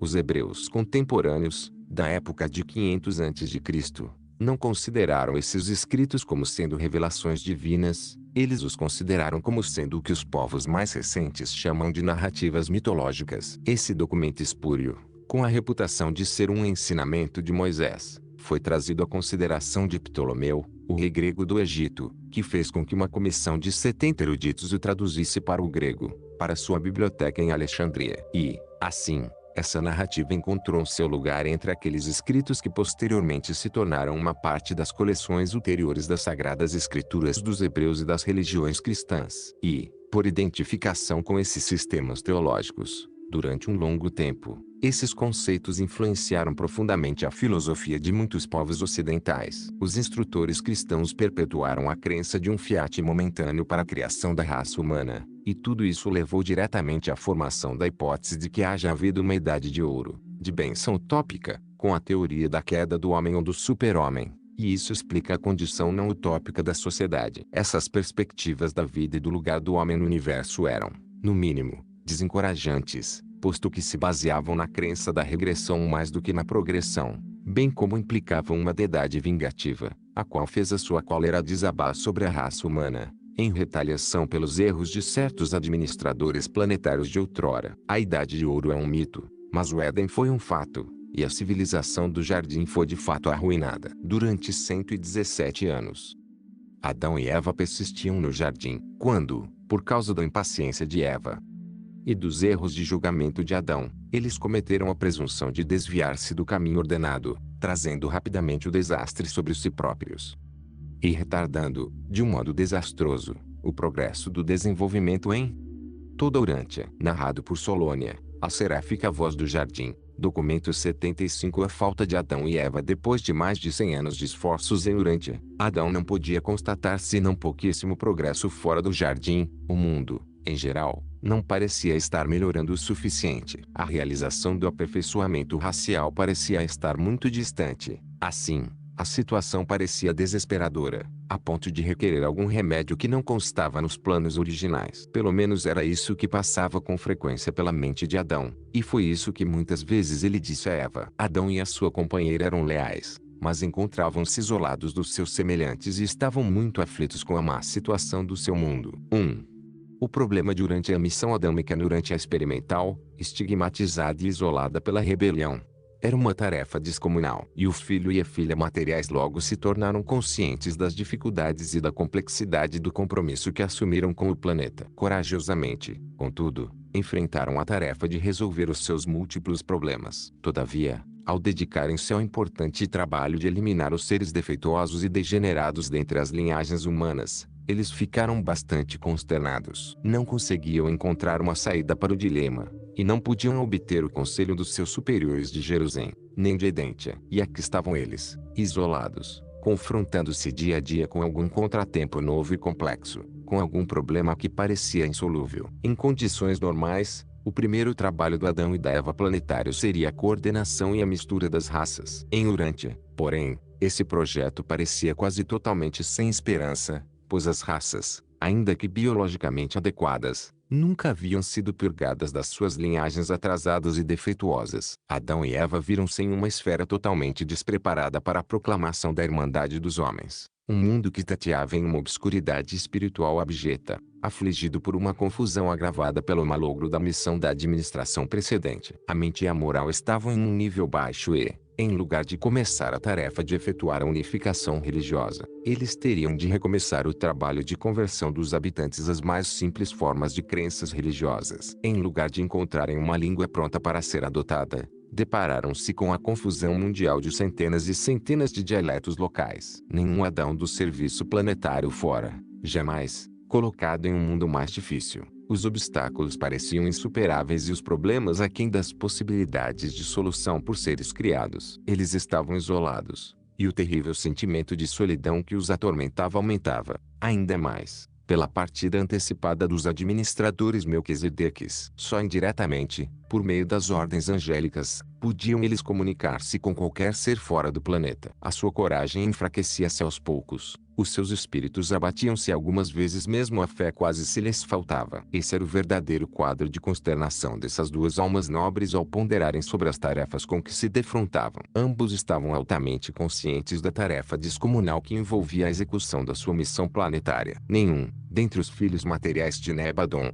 provavelmente, jamais esteve diante de uma tarefa tão difícil e, aparentemente, tão sem esperança, como a que Adão e Eva enfrentavam diante da triste situação de Urântia. Se tivessem sido mais perspicazes, todavia, e mais pacientes, eles teriam, em algum momento, logrado êxito. Ambos, especialmente Eva, foram impacientes demais. Não estavam dispostos a conformar-se com uma prova tão longa de resistência. Queriam ver alguns resultados imediatos, e eles os viram. Mas os resultados conquistados assim revelaram-se os mais desastrosos, para eles próprios e para o seu mundo. 2. A conspiração de Caligástia. Caligástia fazia visitas frequentes ao jardim e manteve várias conversas com Adão e Eva, mas eles mostraram-se intransigentes diante de todas as suas sugestões de ajustes e de tentativas de atalhos. Diante de si eles viam o suficiente, em matéria de resultados da rebelião, para que se produzisse neles uma efetiva imunidade contra todas essas propostas insinuantes. E, até mesmo a progênie jovem de Adão permaneceu imune às propostas de Caligástia. E, claro está, nem Caligástia nem o seu parceiro tinham poder para influenciar qualquer indivíduo contra sua própria vontade, e menos ainda para persuadir os filhos de Adão a fazerem algo errado. Deve ser lembrado que Caligástia era ainda o príncipe planetário titular de Urântia, um filho desviado, entretanto ainda elevado, do universo local. Ele não foi deposto definitivamente senão na época de Cristo Michael em Urântia. E o príncipe caído era persistente e determinado. Finalmente, Ele desistiu de persuadir Adão e decidiu tentar um ardiloso ataque em flanco contra Eva. O maligno concluiu que a única esperança de sucesso repousava em um aproveitamento hábil das pessoas certas que pertenciam ao substrato superior do grupo nodita, os descendentes dos companheiros do seu antigo grupo de assessores corpóreo, e assim foram urdidos os planos para que a mãe da raça violeta caísse na cilada. Nada mais longe da intenção de Eva do que fazer alguma coisa que prejudicasse os planos de Adão ou que colocasse em perigo o seu cargo de confiança planetária. Conhecendo a tendência da mulher, de buscar resultados imediatos, mais do que de planejar com previdência para atingir efeitos de um alcance mais longo, os Melquisedeques, antes de partirem, haviam especialmente colocado Eva em guarda contra os perigos peculiares que ameaçavam a posição isolada deles no planeta, e haviam-na advertido em especial, para que nunca se afastasse do lado do seu companheiro, isto é, que não tentasse nenhum método pessoal ou secreto para fazer avançar os empreendimentos comuns. Eva havia seguido essas instruções muito criteriosamente, por mais de 100 anos, e não lhe ocorreu que qualquer perigo pudesse estar vinculado às conversas, crescentemente privadas e confidenciais, que ela estava desfrutando com um certo líder nodita chamado Serapatati. Todo o caso desenvolvia-se tão gradual e naturalmente que ela foi pega desprevenida. Os moradores do jardim haviam estado em contato com os noditas desde os primeiros dias do Éden. Desses descendentes miscigenados, dos membros desviados do corpo de assessores de Caligástia, eles receberam muita ajuda e cooperação de valia e, por meio deles, o regime edênico estava agora para encontrar a completa ruína e a sua destruição final. 3. A tentação de Eva. Adão havia acabado de completar os seus primeiros 100 anos na Terra, quando Serapatati chegou à liderança da Confederação Ocidental, ou Síria, das tribos noditas com a morte do seu pai. Serapatati era um homem de pele morena, um brilhante descendente do ex-chefe da Comissão de Saúde da Dalamátia, que se casara com uma das mulheres dotadas de uma mente superior, da raça azul, daqueles dias distantes. Essa linhagem vinha mantendo autoridade durante muitas gerações e exercia grande influência sobre as tribos noditas ocidentais. Serapatati fizera muitas visitas ao jardim e ficara profundamente impressionado com a retidão da causa de Adão. E, pouco depois de assumir a liderança dos noditas sírios, ele anunciou a sua intenção de estabelecer uma associação com o trabalho de Adão e Eva no jardim. A maioria do seu povo uniu-se a ele nesse programa, e Adão estava reconfortado com a nova de que a mais poderosa e mais inteligente de todas as tribos vizinhas havia, quase em bloco, apoiado o programa de elevação mundial. Era decididamente encorajador. E, pouco depois desse grande acontecimento,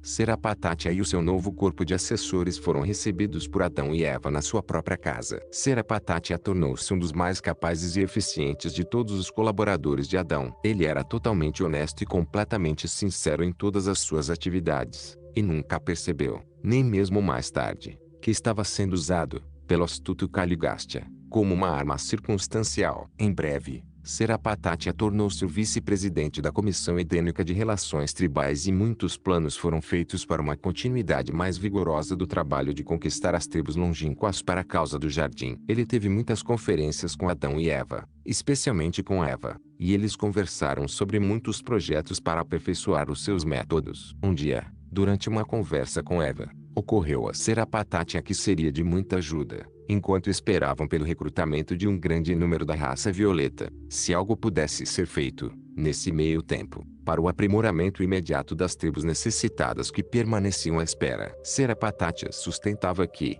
se os noditas, como a raça de maior progresso e grau de cooperação, pudessem ter um líder nascido deles, mas, com origem parcial de sangue violeta, iria isso se constituir em um vínculo poderoso que uniria esses povos mais estreitamente ao jardim. E tudo isso foi magnífica e honestamente considerado como sendo para o bem do mundo, já que essa criança, a ser criada e educada no jardim, exerceria para sempre uma grande influência sobre o povo do seu pai. Novamente deve ser enfatizado que Serapatati era de todo honesto e totalmente sincero em tudo o que propunha. Nem por uma vez sequer ele suspeitou de que estava fazendo o jogo de Caligástia e da Ligástia. Serapatati era inteiramente leal ao plano de construir uma reserva forte da raça violeta, antes de tentar a elevação mundial dos confusos povos de Urântia. Todavia, isso requereria centenas de anos para se consumar, e ele era impaciente, e queria ver resultados imediatos, algo durante a sua própria vida. E deixou claro, para Eva, que Adão algumas vezes ficava desanimado com o pouco que fora realizado no sentido de elevar o mundo. Por mais de 5 anos,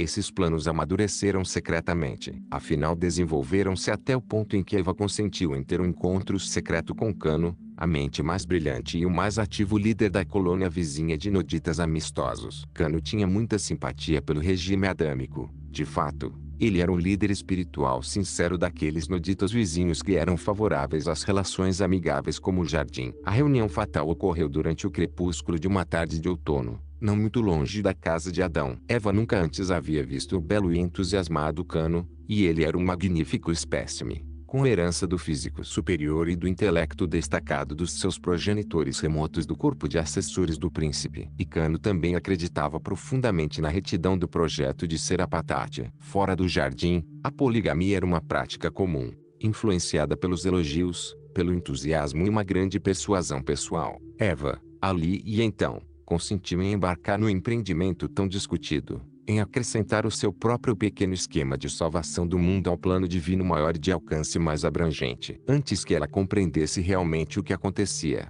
o passo fatal já fora dado. Estava feito. 4.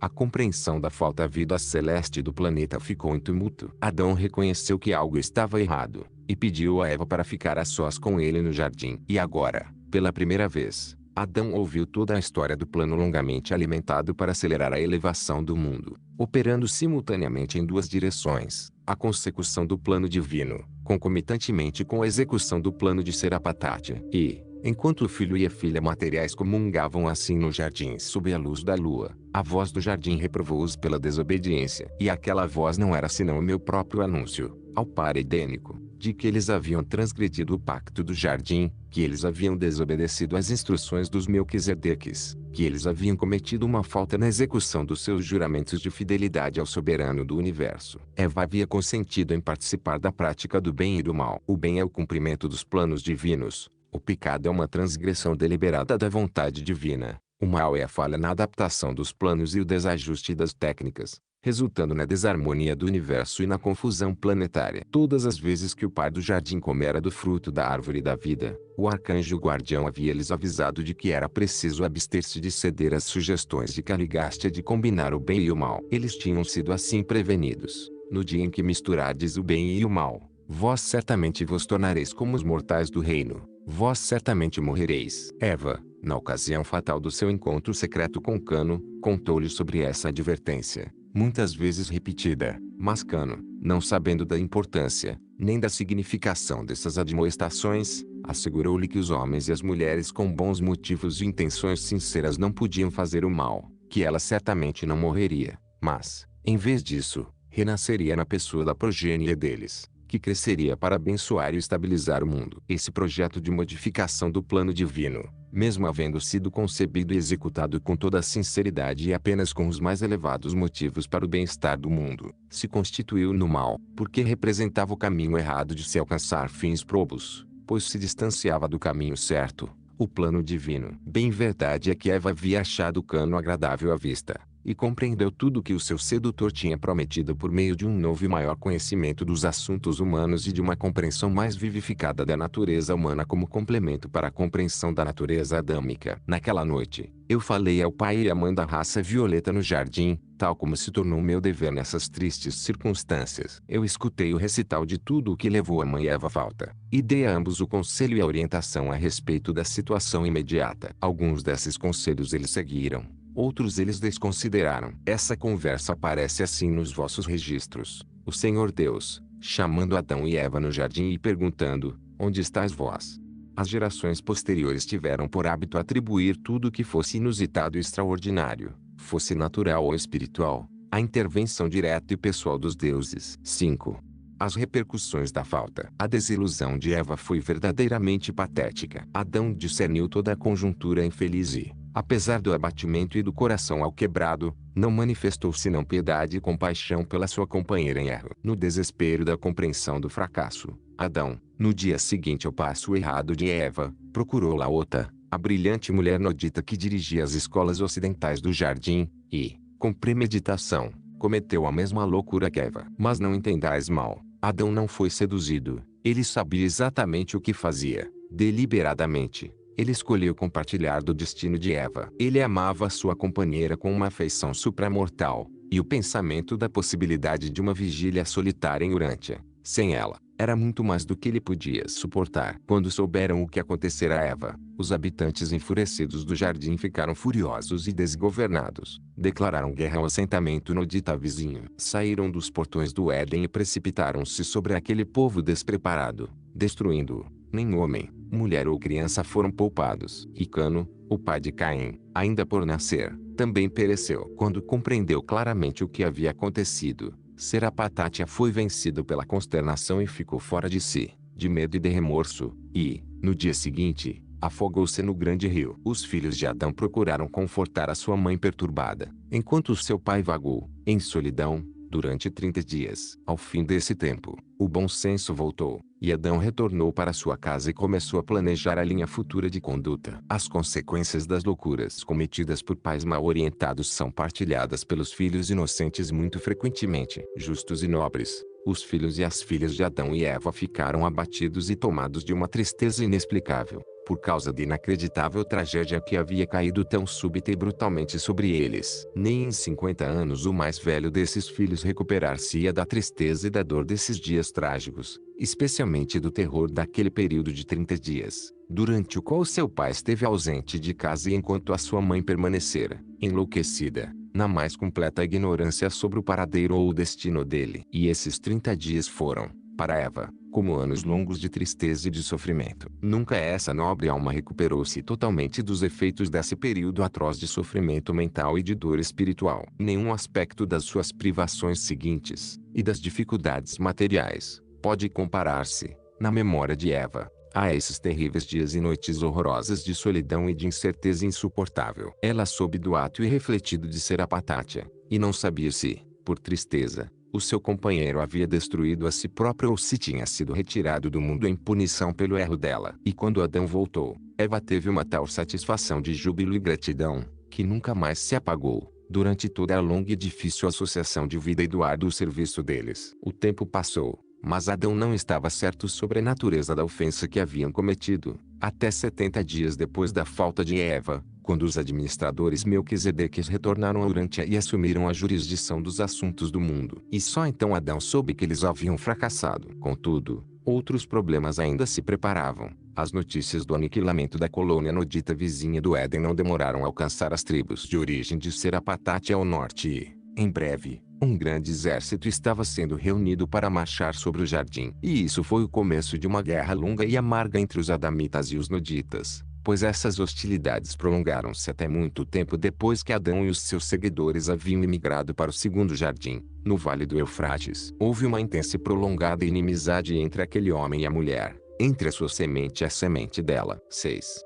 Adão e Eva deixam o jardim. Quando soube que os noditas estavam em marcha, Adão procurou o conselho dos Melquisedeques, mas eles se recusaram a dar-lhe orientação. Disseram apenas que fizesse como achasse melhor, mas lhe prometeram uma cooperação amistosa, em tudo que fosse possível, qualquer decisão que ele tomasse. Os Melquisedeques haviam sido proibidos de interferir nos planos pessoais de Adão e Eva. Adão sabia que ele haviam fracassado. A presença dos administradores Melquisedeques evidenciava isso, embora ele ainda não soubesse nada sobre o status pessoal deles, nem sobre o seu destino futuro. Durante uma noite inteira, esteve em reunião com alguns dos 1.200 seguidores leais que propunham seguir o seu líder e, no dia seguinte, ao meio-dia, esses peregrinos saíram do Éden em busca de novos lares. Adão não tinha nenhum gosto pela guerra e, assim sendo, sem fazer oposição, escolheu deixar o primeiro jardim para os noditas. Ao terceiro dia depois da sua partida do jardim, a caravana edênica foi detida pela chegada de transportes seráficos de Jerusalém.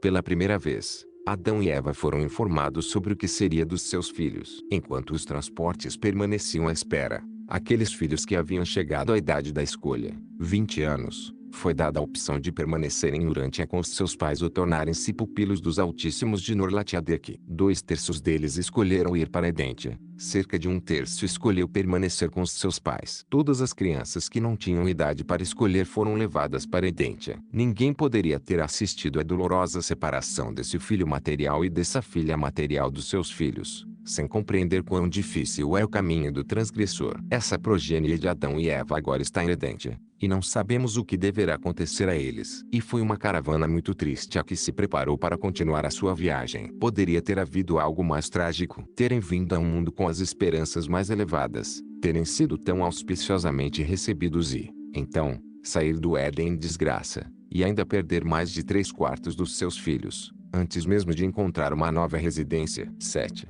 A degradação de Adão e Eva. Enquanto a caravana edênica estava parada, Adão e Eva foram informados da natureza das suas transgressões e avisados a respeito do seu destino. Gabriel apareceu para pronunciar o julgamento. E o veredicto foi o seguinte: o Adão e a Eva planetários durante a são julgados em falta. Violaram o pacto da sua missão de confiança como governantes deste mundo habitado. Ainda que abatidos pelo sentimento de culpa, Adão e Eva ficaram bastante reconfortados pelo anúncio de que os juízes deles, em Salvington, os haviam absolvido de todas as acusações de terem desrespeitado o governo do universo. Eles não tinham sido considerados culpados de rebelião. O par edênico foi informado de que eles se tinham degradado ao status de mortais do reino, e que eles deviam então se conduzir, daí por diante, como um homem e uma mulher de Urântia, encarando o futuro das raças do mundo como seu próprio futuro. Muito antes de Adão e Eva deixarem Jerusalém, os seus instrutores haviam explicado detalhadamente a eles que sobre as consequências de qualquer desvio vital dos planos divinos. Pessoalmente,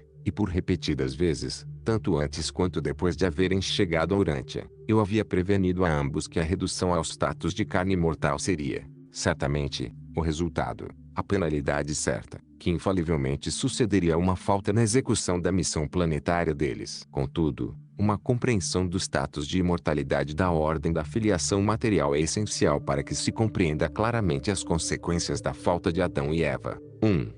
Adão e Eva, como seus semelhantes de Jerusalém, mantinham o status de imortais por intermédio da associação intelectual ao circuito de gravidade da mente e do espírito. Quando essa sustentação vital é interrompida pela disjunção mental, então, a despeito do nível espiritual de existência da criatura, o status de imortalidade é perdido. O status mortal, seguido da dissolução física, era a consequência inevitável da falta intelectual de Adão e Eva. 2.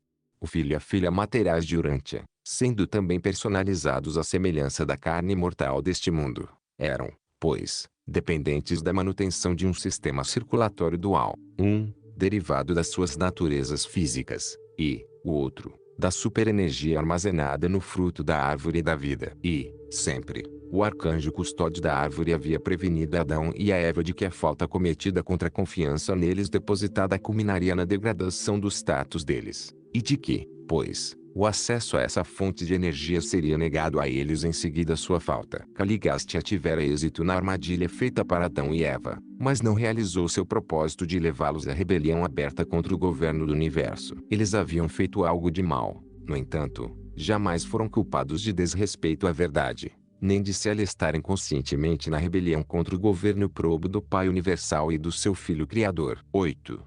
A suposta queda do homem. Adão e Eva realmente caíram do seu elevado estado de filiação material, até o status inferior de homem mortal. Mas isso não foi uma queda do homem. A raça humana tem sido elevada, a despeito das consequências imediatas da falta adâmica. Embora o plano divino de doar a raça violeta aos povos de Urântia haja malogrado, as raças mortais têm tirado um imenso proveito da contribuição limitada que Adão e a sua descendência deram às raças de Urântia. Não houve uma queda do homem. A história da raça humana é de evolução progressiva, e a outorga adâmica deixou os povos do mundo enormemente aprimorados em relação à sua condição biológica anterior. As linhagens superiores de Urântia agora trazem em si fatores de herança derivados de nada menos que 4 fontes separadas: a andonita, a sanjique, a nodita e a adâmica. Adão não deveria ser considerado como a causa de uma maldição sobre a raça humana. Conquanto haja falhado em levar adiante o plano divino, conquanto haja transgredido o seu pacto com a deidade, conquanto ele e a sua companheira hajam sido, sem dúvida, degradados, no seu status,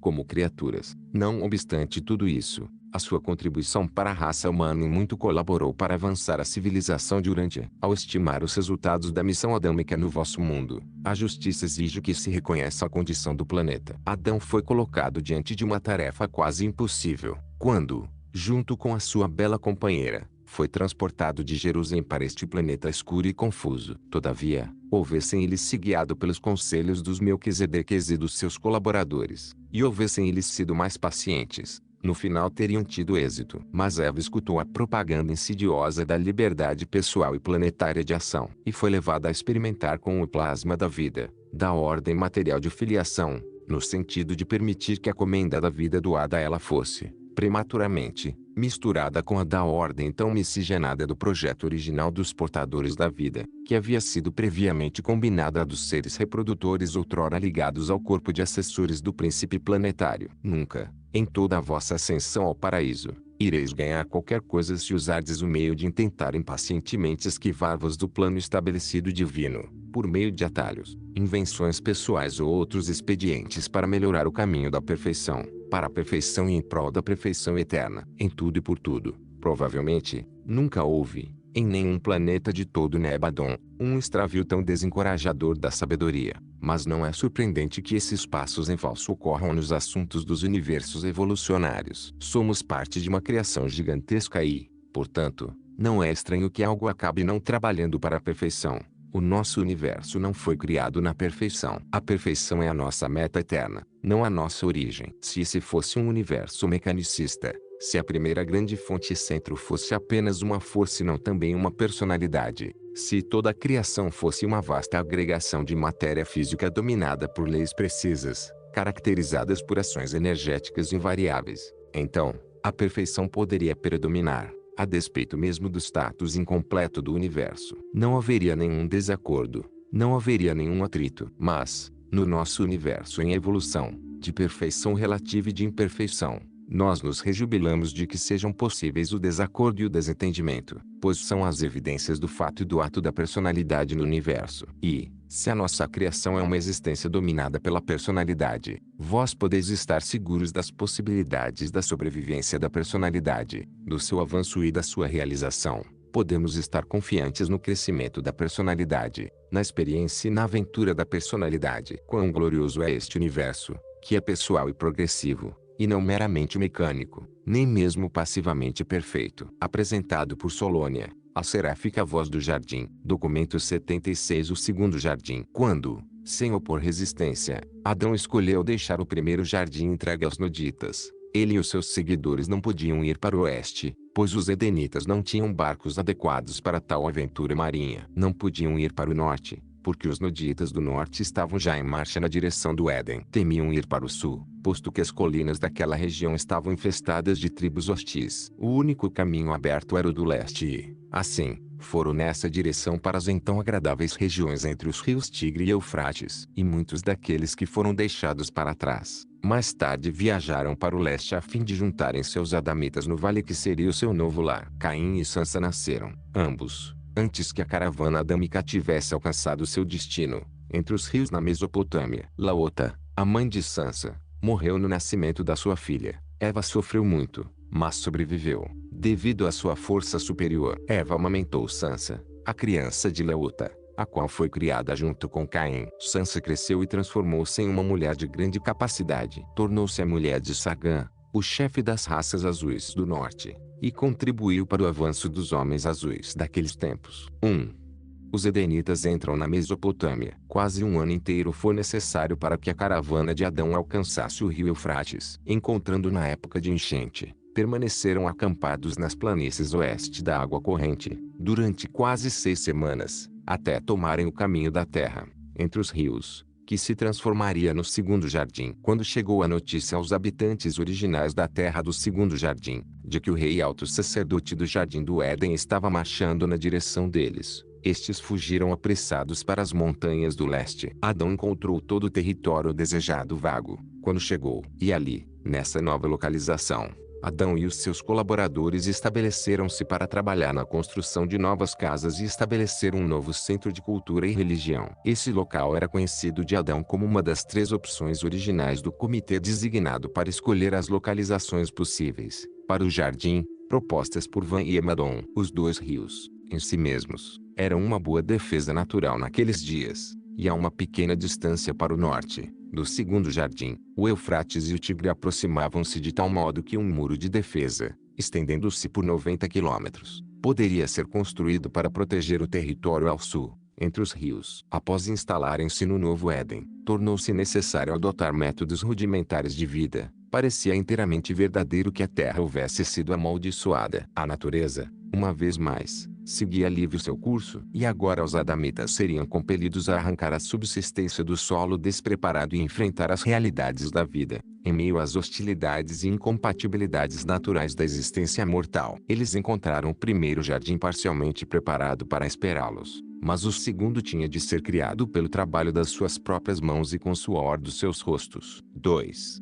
Caim e Abel. Menos de 2 anos depois do nascimento de Caim, nasceu Abel, o primeiro filho de Adão e Eva a nascer no segundo jardim. Quando Abel chegou à idade de 12 anos, escolheu ser um pastor. Caim havia escolhido seguir a agricultura. Ora, naqueles dias, era costume fazer-se, aos sacerdotes, oferendas das coisas disponíveis. Os pastores dariam dos seus rebanhos, os agricultores, dos frutos dos campos, e, de acordo com esse costume, Caim e Abel também faziam oferendas periódicas aos sacerdotes. Os dois meninos, por muitas vezes, haviam debatido sobre os méritos relativos das suas vocações, e Abel não demorou a perceber a preferência que era dada aos seus sacrifícios de animais. Em vão, Caim apelou para as tradições do primeiro Éden, para a preferência anterior dada aos frutos dos campos. Mas Abel não admitia isso, e escarnecia do desapontamento do irmão mais velho. Nos dias do primeiro Éden, de fato, Adão havia tentado desencorajar as oferendas com sacrifícios animais, de modo que Caim tinha um precedente a justificar os seus argumentos. Foi difícil,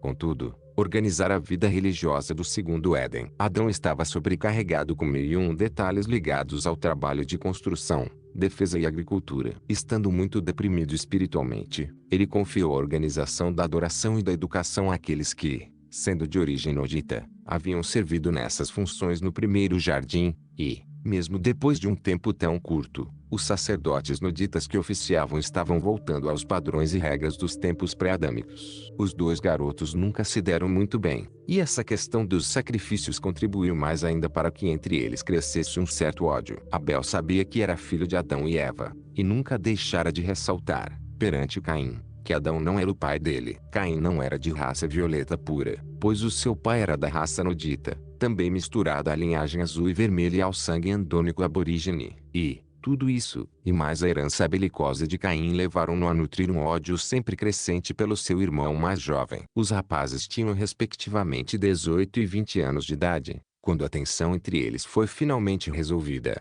Um dia, os sarcasmos de Abel enfureceram tanto seu belicoso irmão, que Caim chegou a ponto de deixar a sua ira fazê-lo voltar-se contra o irmão, matando-o. Uma observação da conduta de Abel estabelece o valor do meio ambiente e da educação como fatores do desenvolvimento do caráter. Abel tinha uma herança ideal, e hereditariedade forma a base de todo o caráter, mas a influência de um ambiente inferior virtualmente neutralizou essa herança magnífica. Abel, especialmente durante os seus anos mais tenros, foi muito influenciado pelo meio ambiente desfavorável, e ter-se-ia tornado uma pessoa inteiramente diferente, caso tivesse vivido até os 25 ou 30 anos. A sua herança superior ter-se-ia então evidenciado. Conquanto um bom ambiente possa não contribuir muito para realmente superar os defeitos do caráter de uma hereditariedade vil, um mau ambiente pode muito efetivamente estragar uma hereditariedade excelente, ao menos durante os primeiros anos da vida. O bom ambiente social e a educação adequada são um solo e uma atmosfera indispensáveis para se obter o máximo de uma boa herança. Da morte de Abel, os seus pais ficaram sabendo quando seus cachorros trouxeram o rebanho para casa sem o amo. Para Adão e Eva, Caim estava se convertendo na sombria lembrança da sua loucura, e eles o encorajaram na sua decisão de deixar o jardim. A vida de Caim na Mesopotâmia não foi exatamente feliz, pois, de um modo bastante singular, ele tornara-se o símbolo da falta adâmica. Não que os seus companheiros fossem indelicados com ele, mas ele não era inconsciente do ressentimento de todos com a sua presença. Mas, como não trazia uma marca tribal, Caim sabia que seria morto pela primeira tribo vizinha que tivesse a chance de encontrá-lo. O medo e algum remorso levaram-no ao arrependimento. Caim nunca havia sido habitado por um ajustador.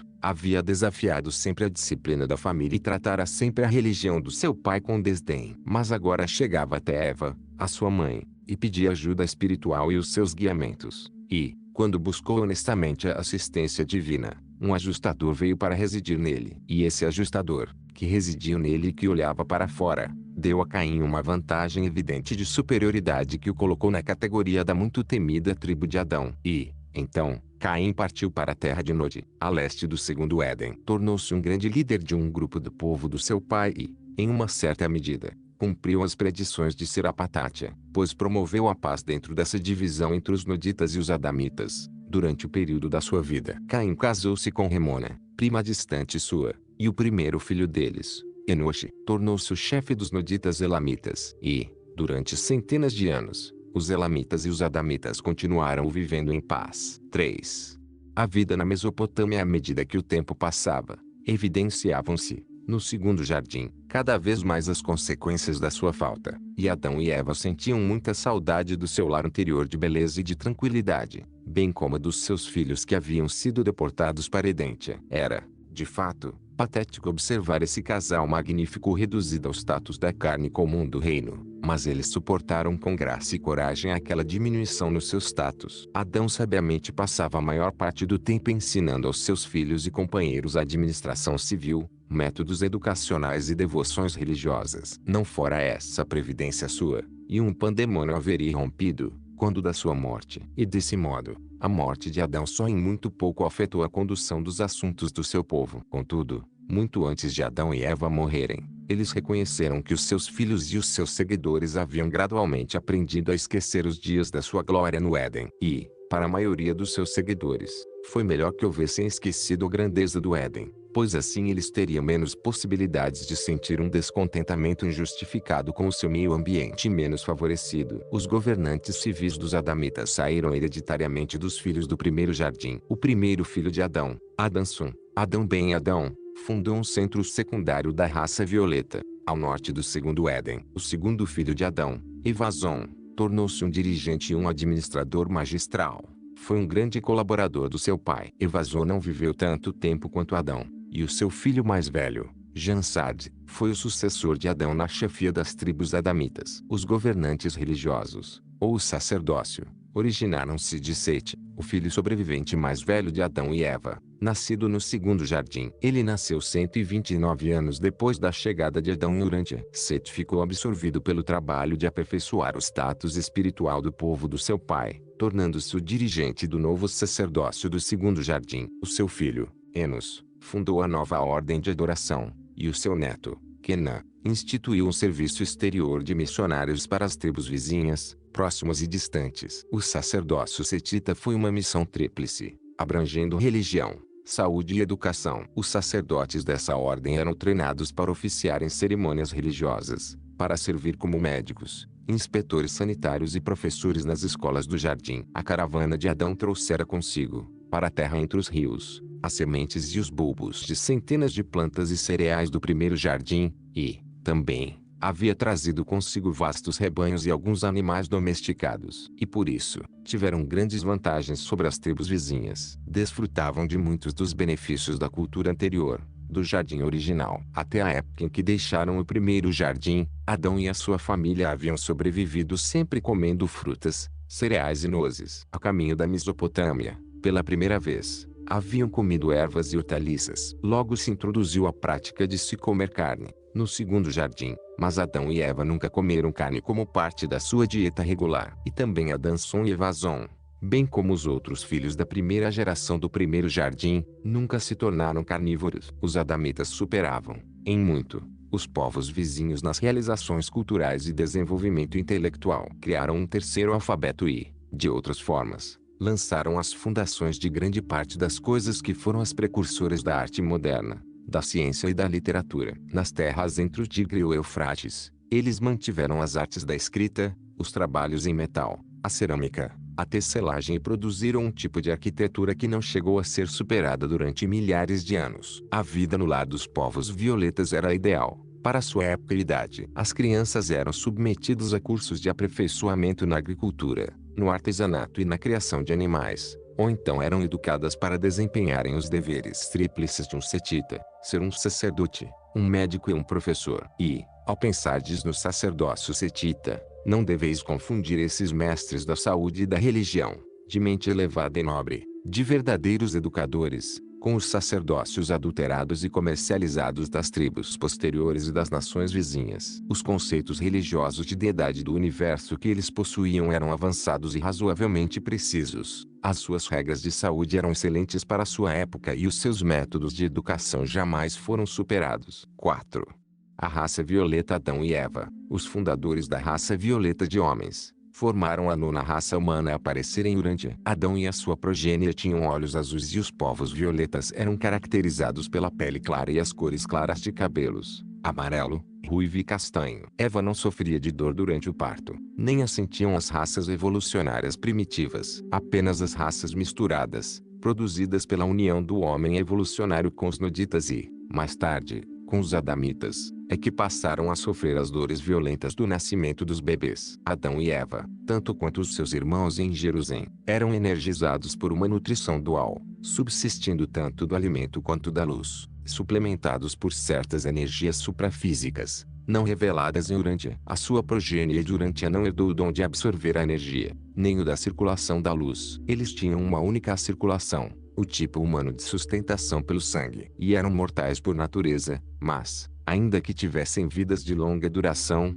a longevidade teve a tendência de assumir a normalidade humana, em cada geração que se sucedeu. Adão e Eva e a sua primeira geração de filhos não usavam a carne de animais como alimento. Eles subsistiam integralmente dos frutos das árvores. Depois da primeira geração, todos os descendentes de Adão começaram a comer os produtos do leite, mas muitos deles continuaram a seguir uma dieta sem carne. Muitas das tribos do sul, as quais se uniram posteriormente, também não comiam carne. Mais tarde, a maior parte dessas tribos vegetarianas migrou para o leste e sobreviveu tal como estão todas agora, miscigenadas com os povos da Índia. Tanto a visão física quanto a espiritual de Adão e Eva eram muito superiores àquelas dos povos atuais. Os seus sentidos especiais eram muito mais aguçados, sendo capazes de ver as criaturas intermediárias e as hostes angélicas, os Melquisedeques e Caligástia, o príncipe caído, que muitas vezes veio conversar com o seu nobre sucessor. Eles mantiveram essa capacidade de ver os seres celestes por mais de 100 anos, depois da falta. Esses sentidos especiais não estavam assim tão agudamente presentes nos seus filhos e tendiam a diminuir a cada geração que se sucedia. Os filhos adâmicos geralmente eram resididos por ajustadores, pois todos eles possuíam uma capacidade indubitável de sobrevivência após a morte. Essa progênie superior não era tão sujeita ao medo quanto são as crianças provindas da evolução. O temor ainda perdura nas raças atuais de Urântia, porque os vossos ancestrais receberam pouquíssimo do plasma vital de Adão, devido ao desvio prematuro dos planos para a elevação física e racial. As células do corpo dos filhos materiais e da sua progênie são muito mais resistentes à doença do que as dos seres evolucionários naturais do planeta. As células do corpo,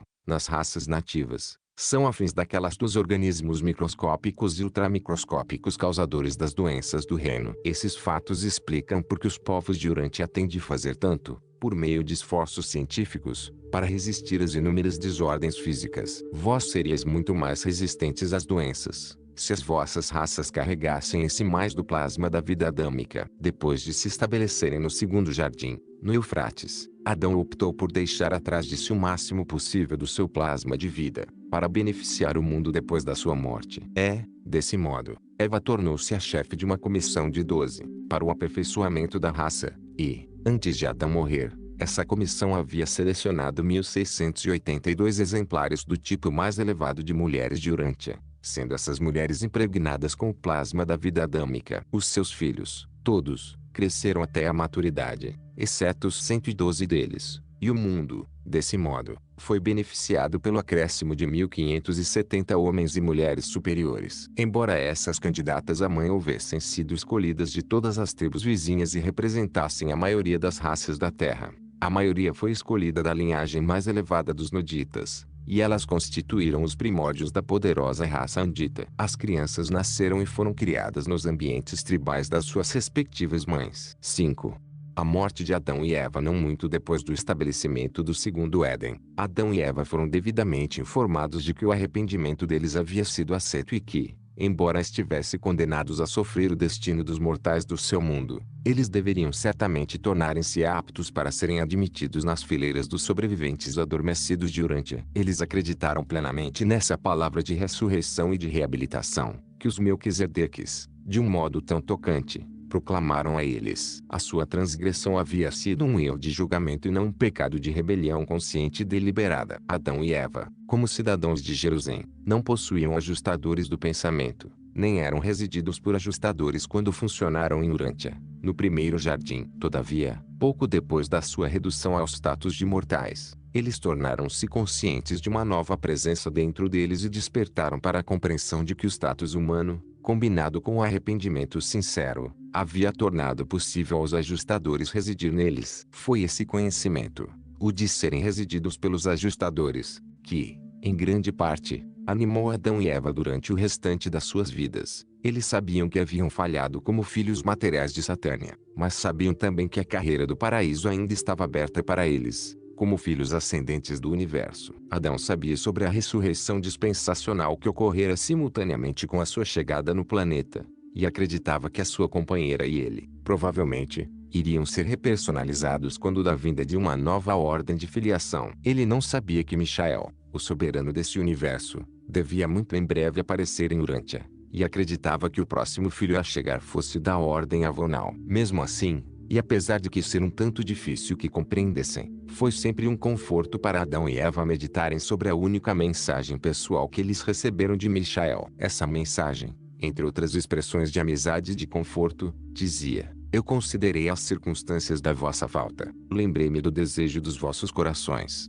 de serem sempre leais à vontade do meu Pai, e vós sereis chamados do abraço do sono mortal, quando eu vier Urântia, caso os filhos subordinados do meu reino não vos buscarem antes dessa época. E isso se constituiu em um grande mistério para Adão e Eva. Eles puderam compreender a promessa velada de uma possível ressurreição especial nessa mensagem, e essa possibilidade animou-os consideravelmente. Todavia, eles não podiam captar o significado da notificação de que eles descansariam até o momento de uma ressurreição associada à vinda pessoal de Michael a Urântia. E assim, o Pai Edênico proclamou sempre que um Filho de Deus viria, em algum tempo, e transmitiu aos seus entes queridos a crença, ou, ao menos, a esperança ardente, de que o mundo dos seus desatinos e tristezas poderia possivelmente ser o reino em que o governante desse universo iria escolher para exercer a função de filho auto-outorgado do paraíso. Parecia bom demais para ser verdade, mas Adão alimentou o pensamento de que Urântia transtornada pelas lutas poderia,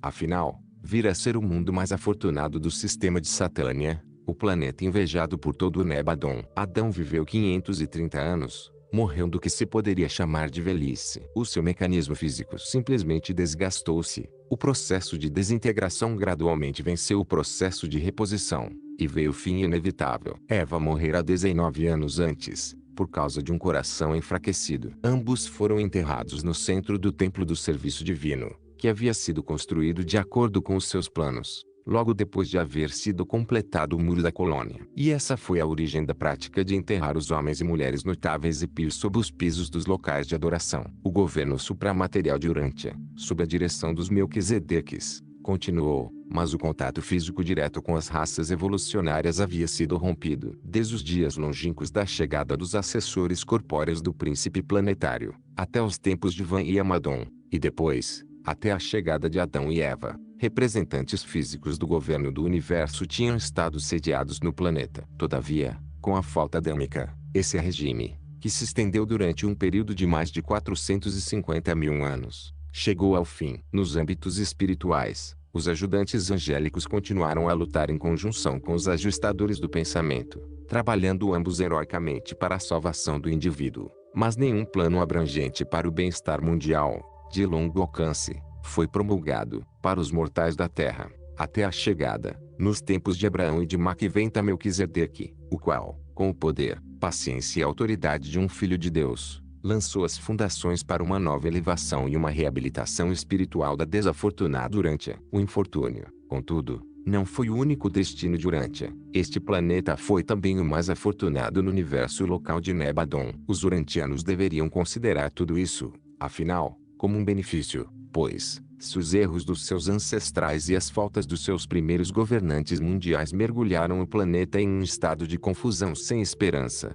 deixando ainda mais confundido e em meio ao mal e ao pecado, foi esse mesmo passado de obscuridade que serviria de apelo a Michael de Nebadon e, de um tal modo, que o fez escolher este mundo como a arena onde revelaria a personalidade amorosa do Pai nos céus. Não que Urântia necessitasse de um filho criador para colocar em ordem os seus assuntos embaraçados, mas antes porque o mal e o pecado, em Urântia, proporcionariam ao Filho Criador um panorama de fundo mais contrastante contra o qual revelar o incomparável amor, a misericórdia e a paciência do Pai do Paraíso. 6.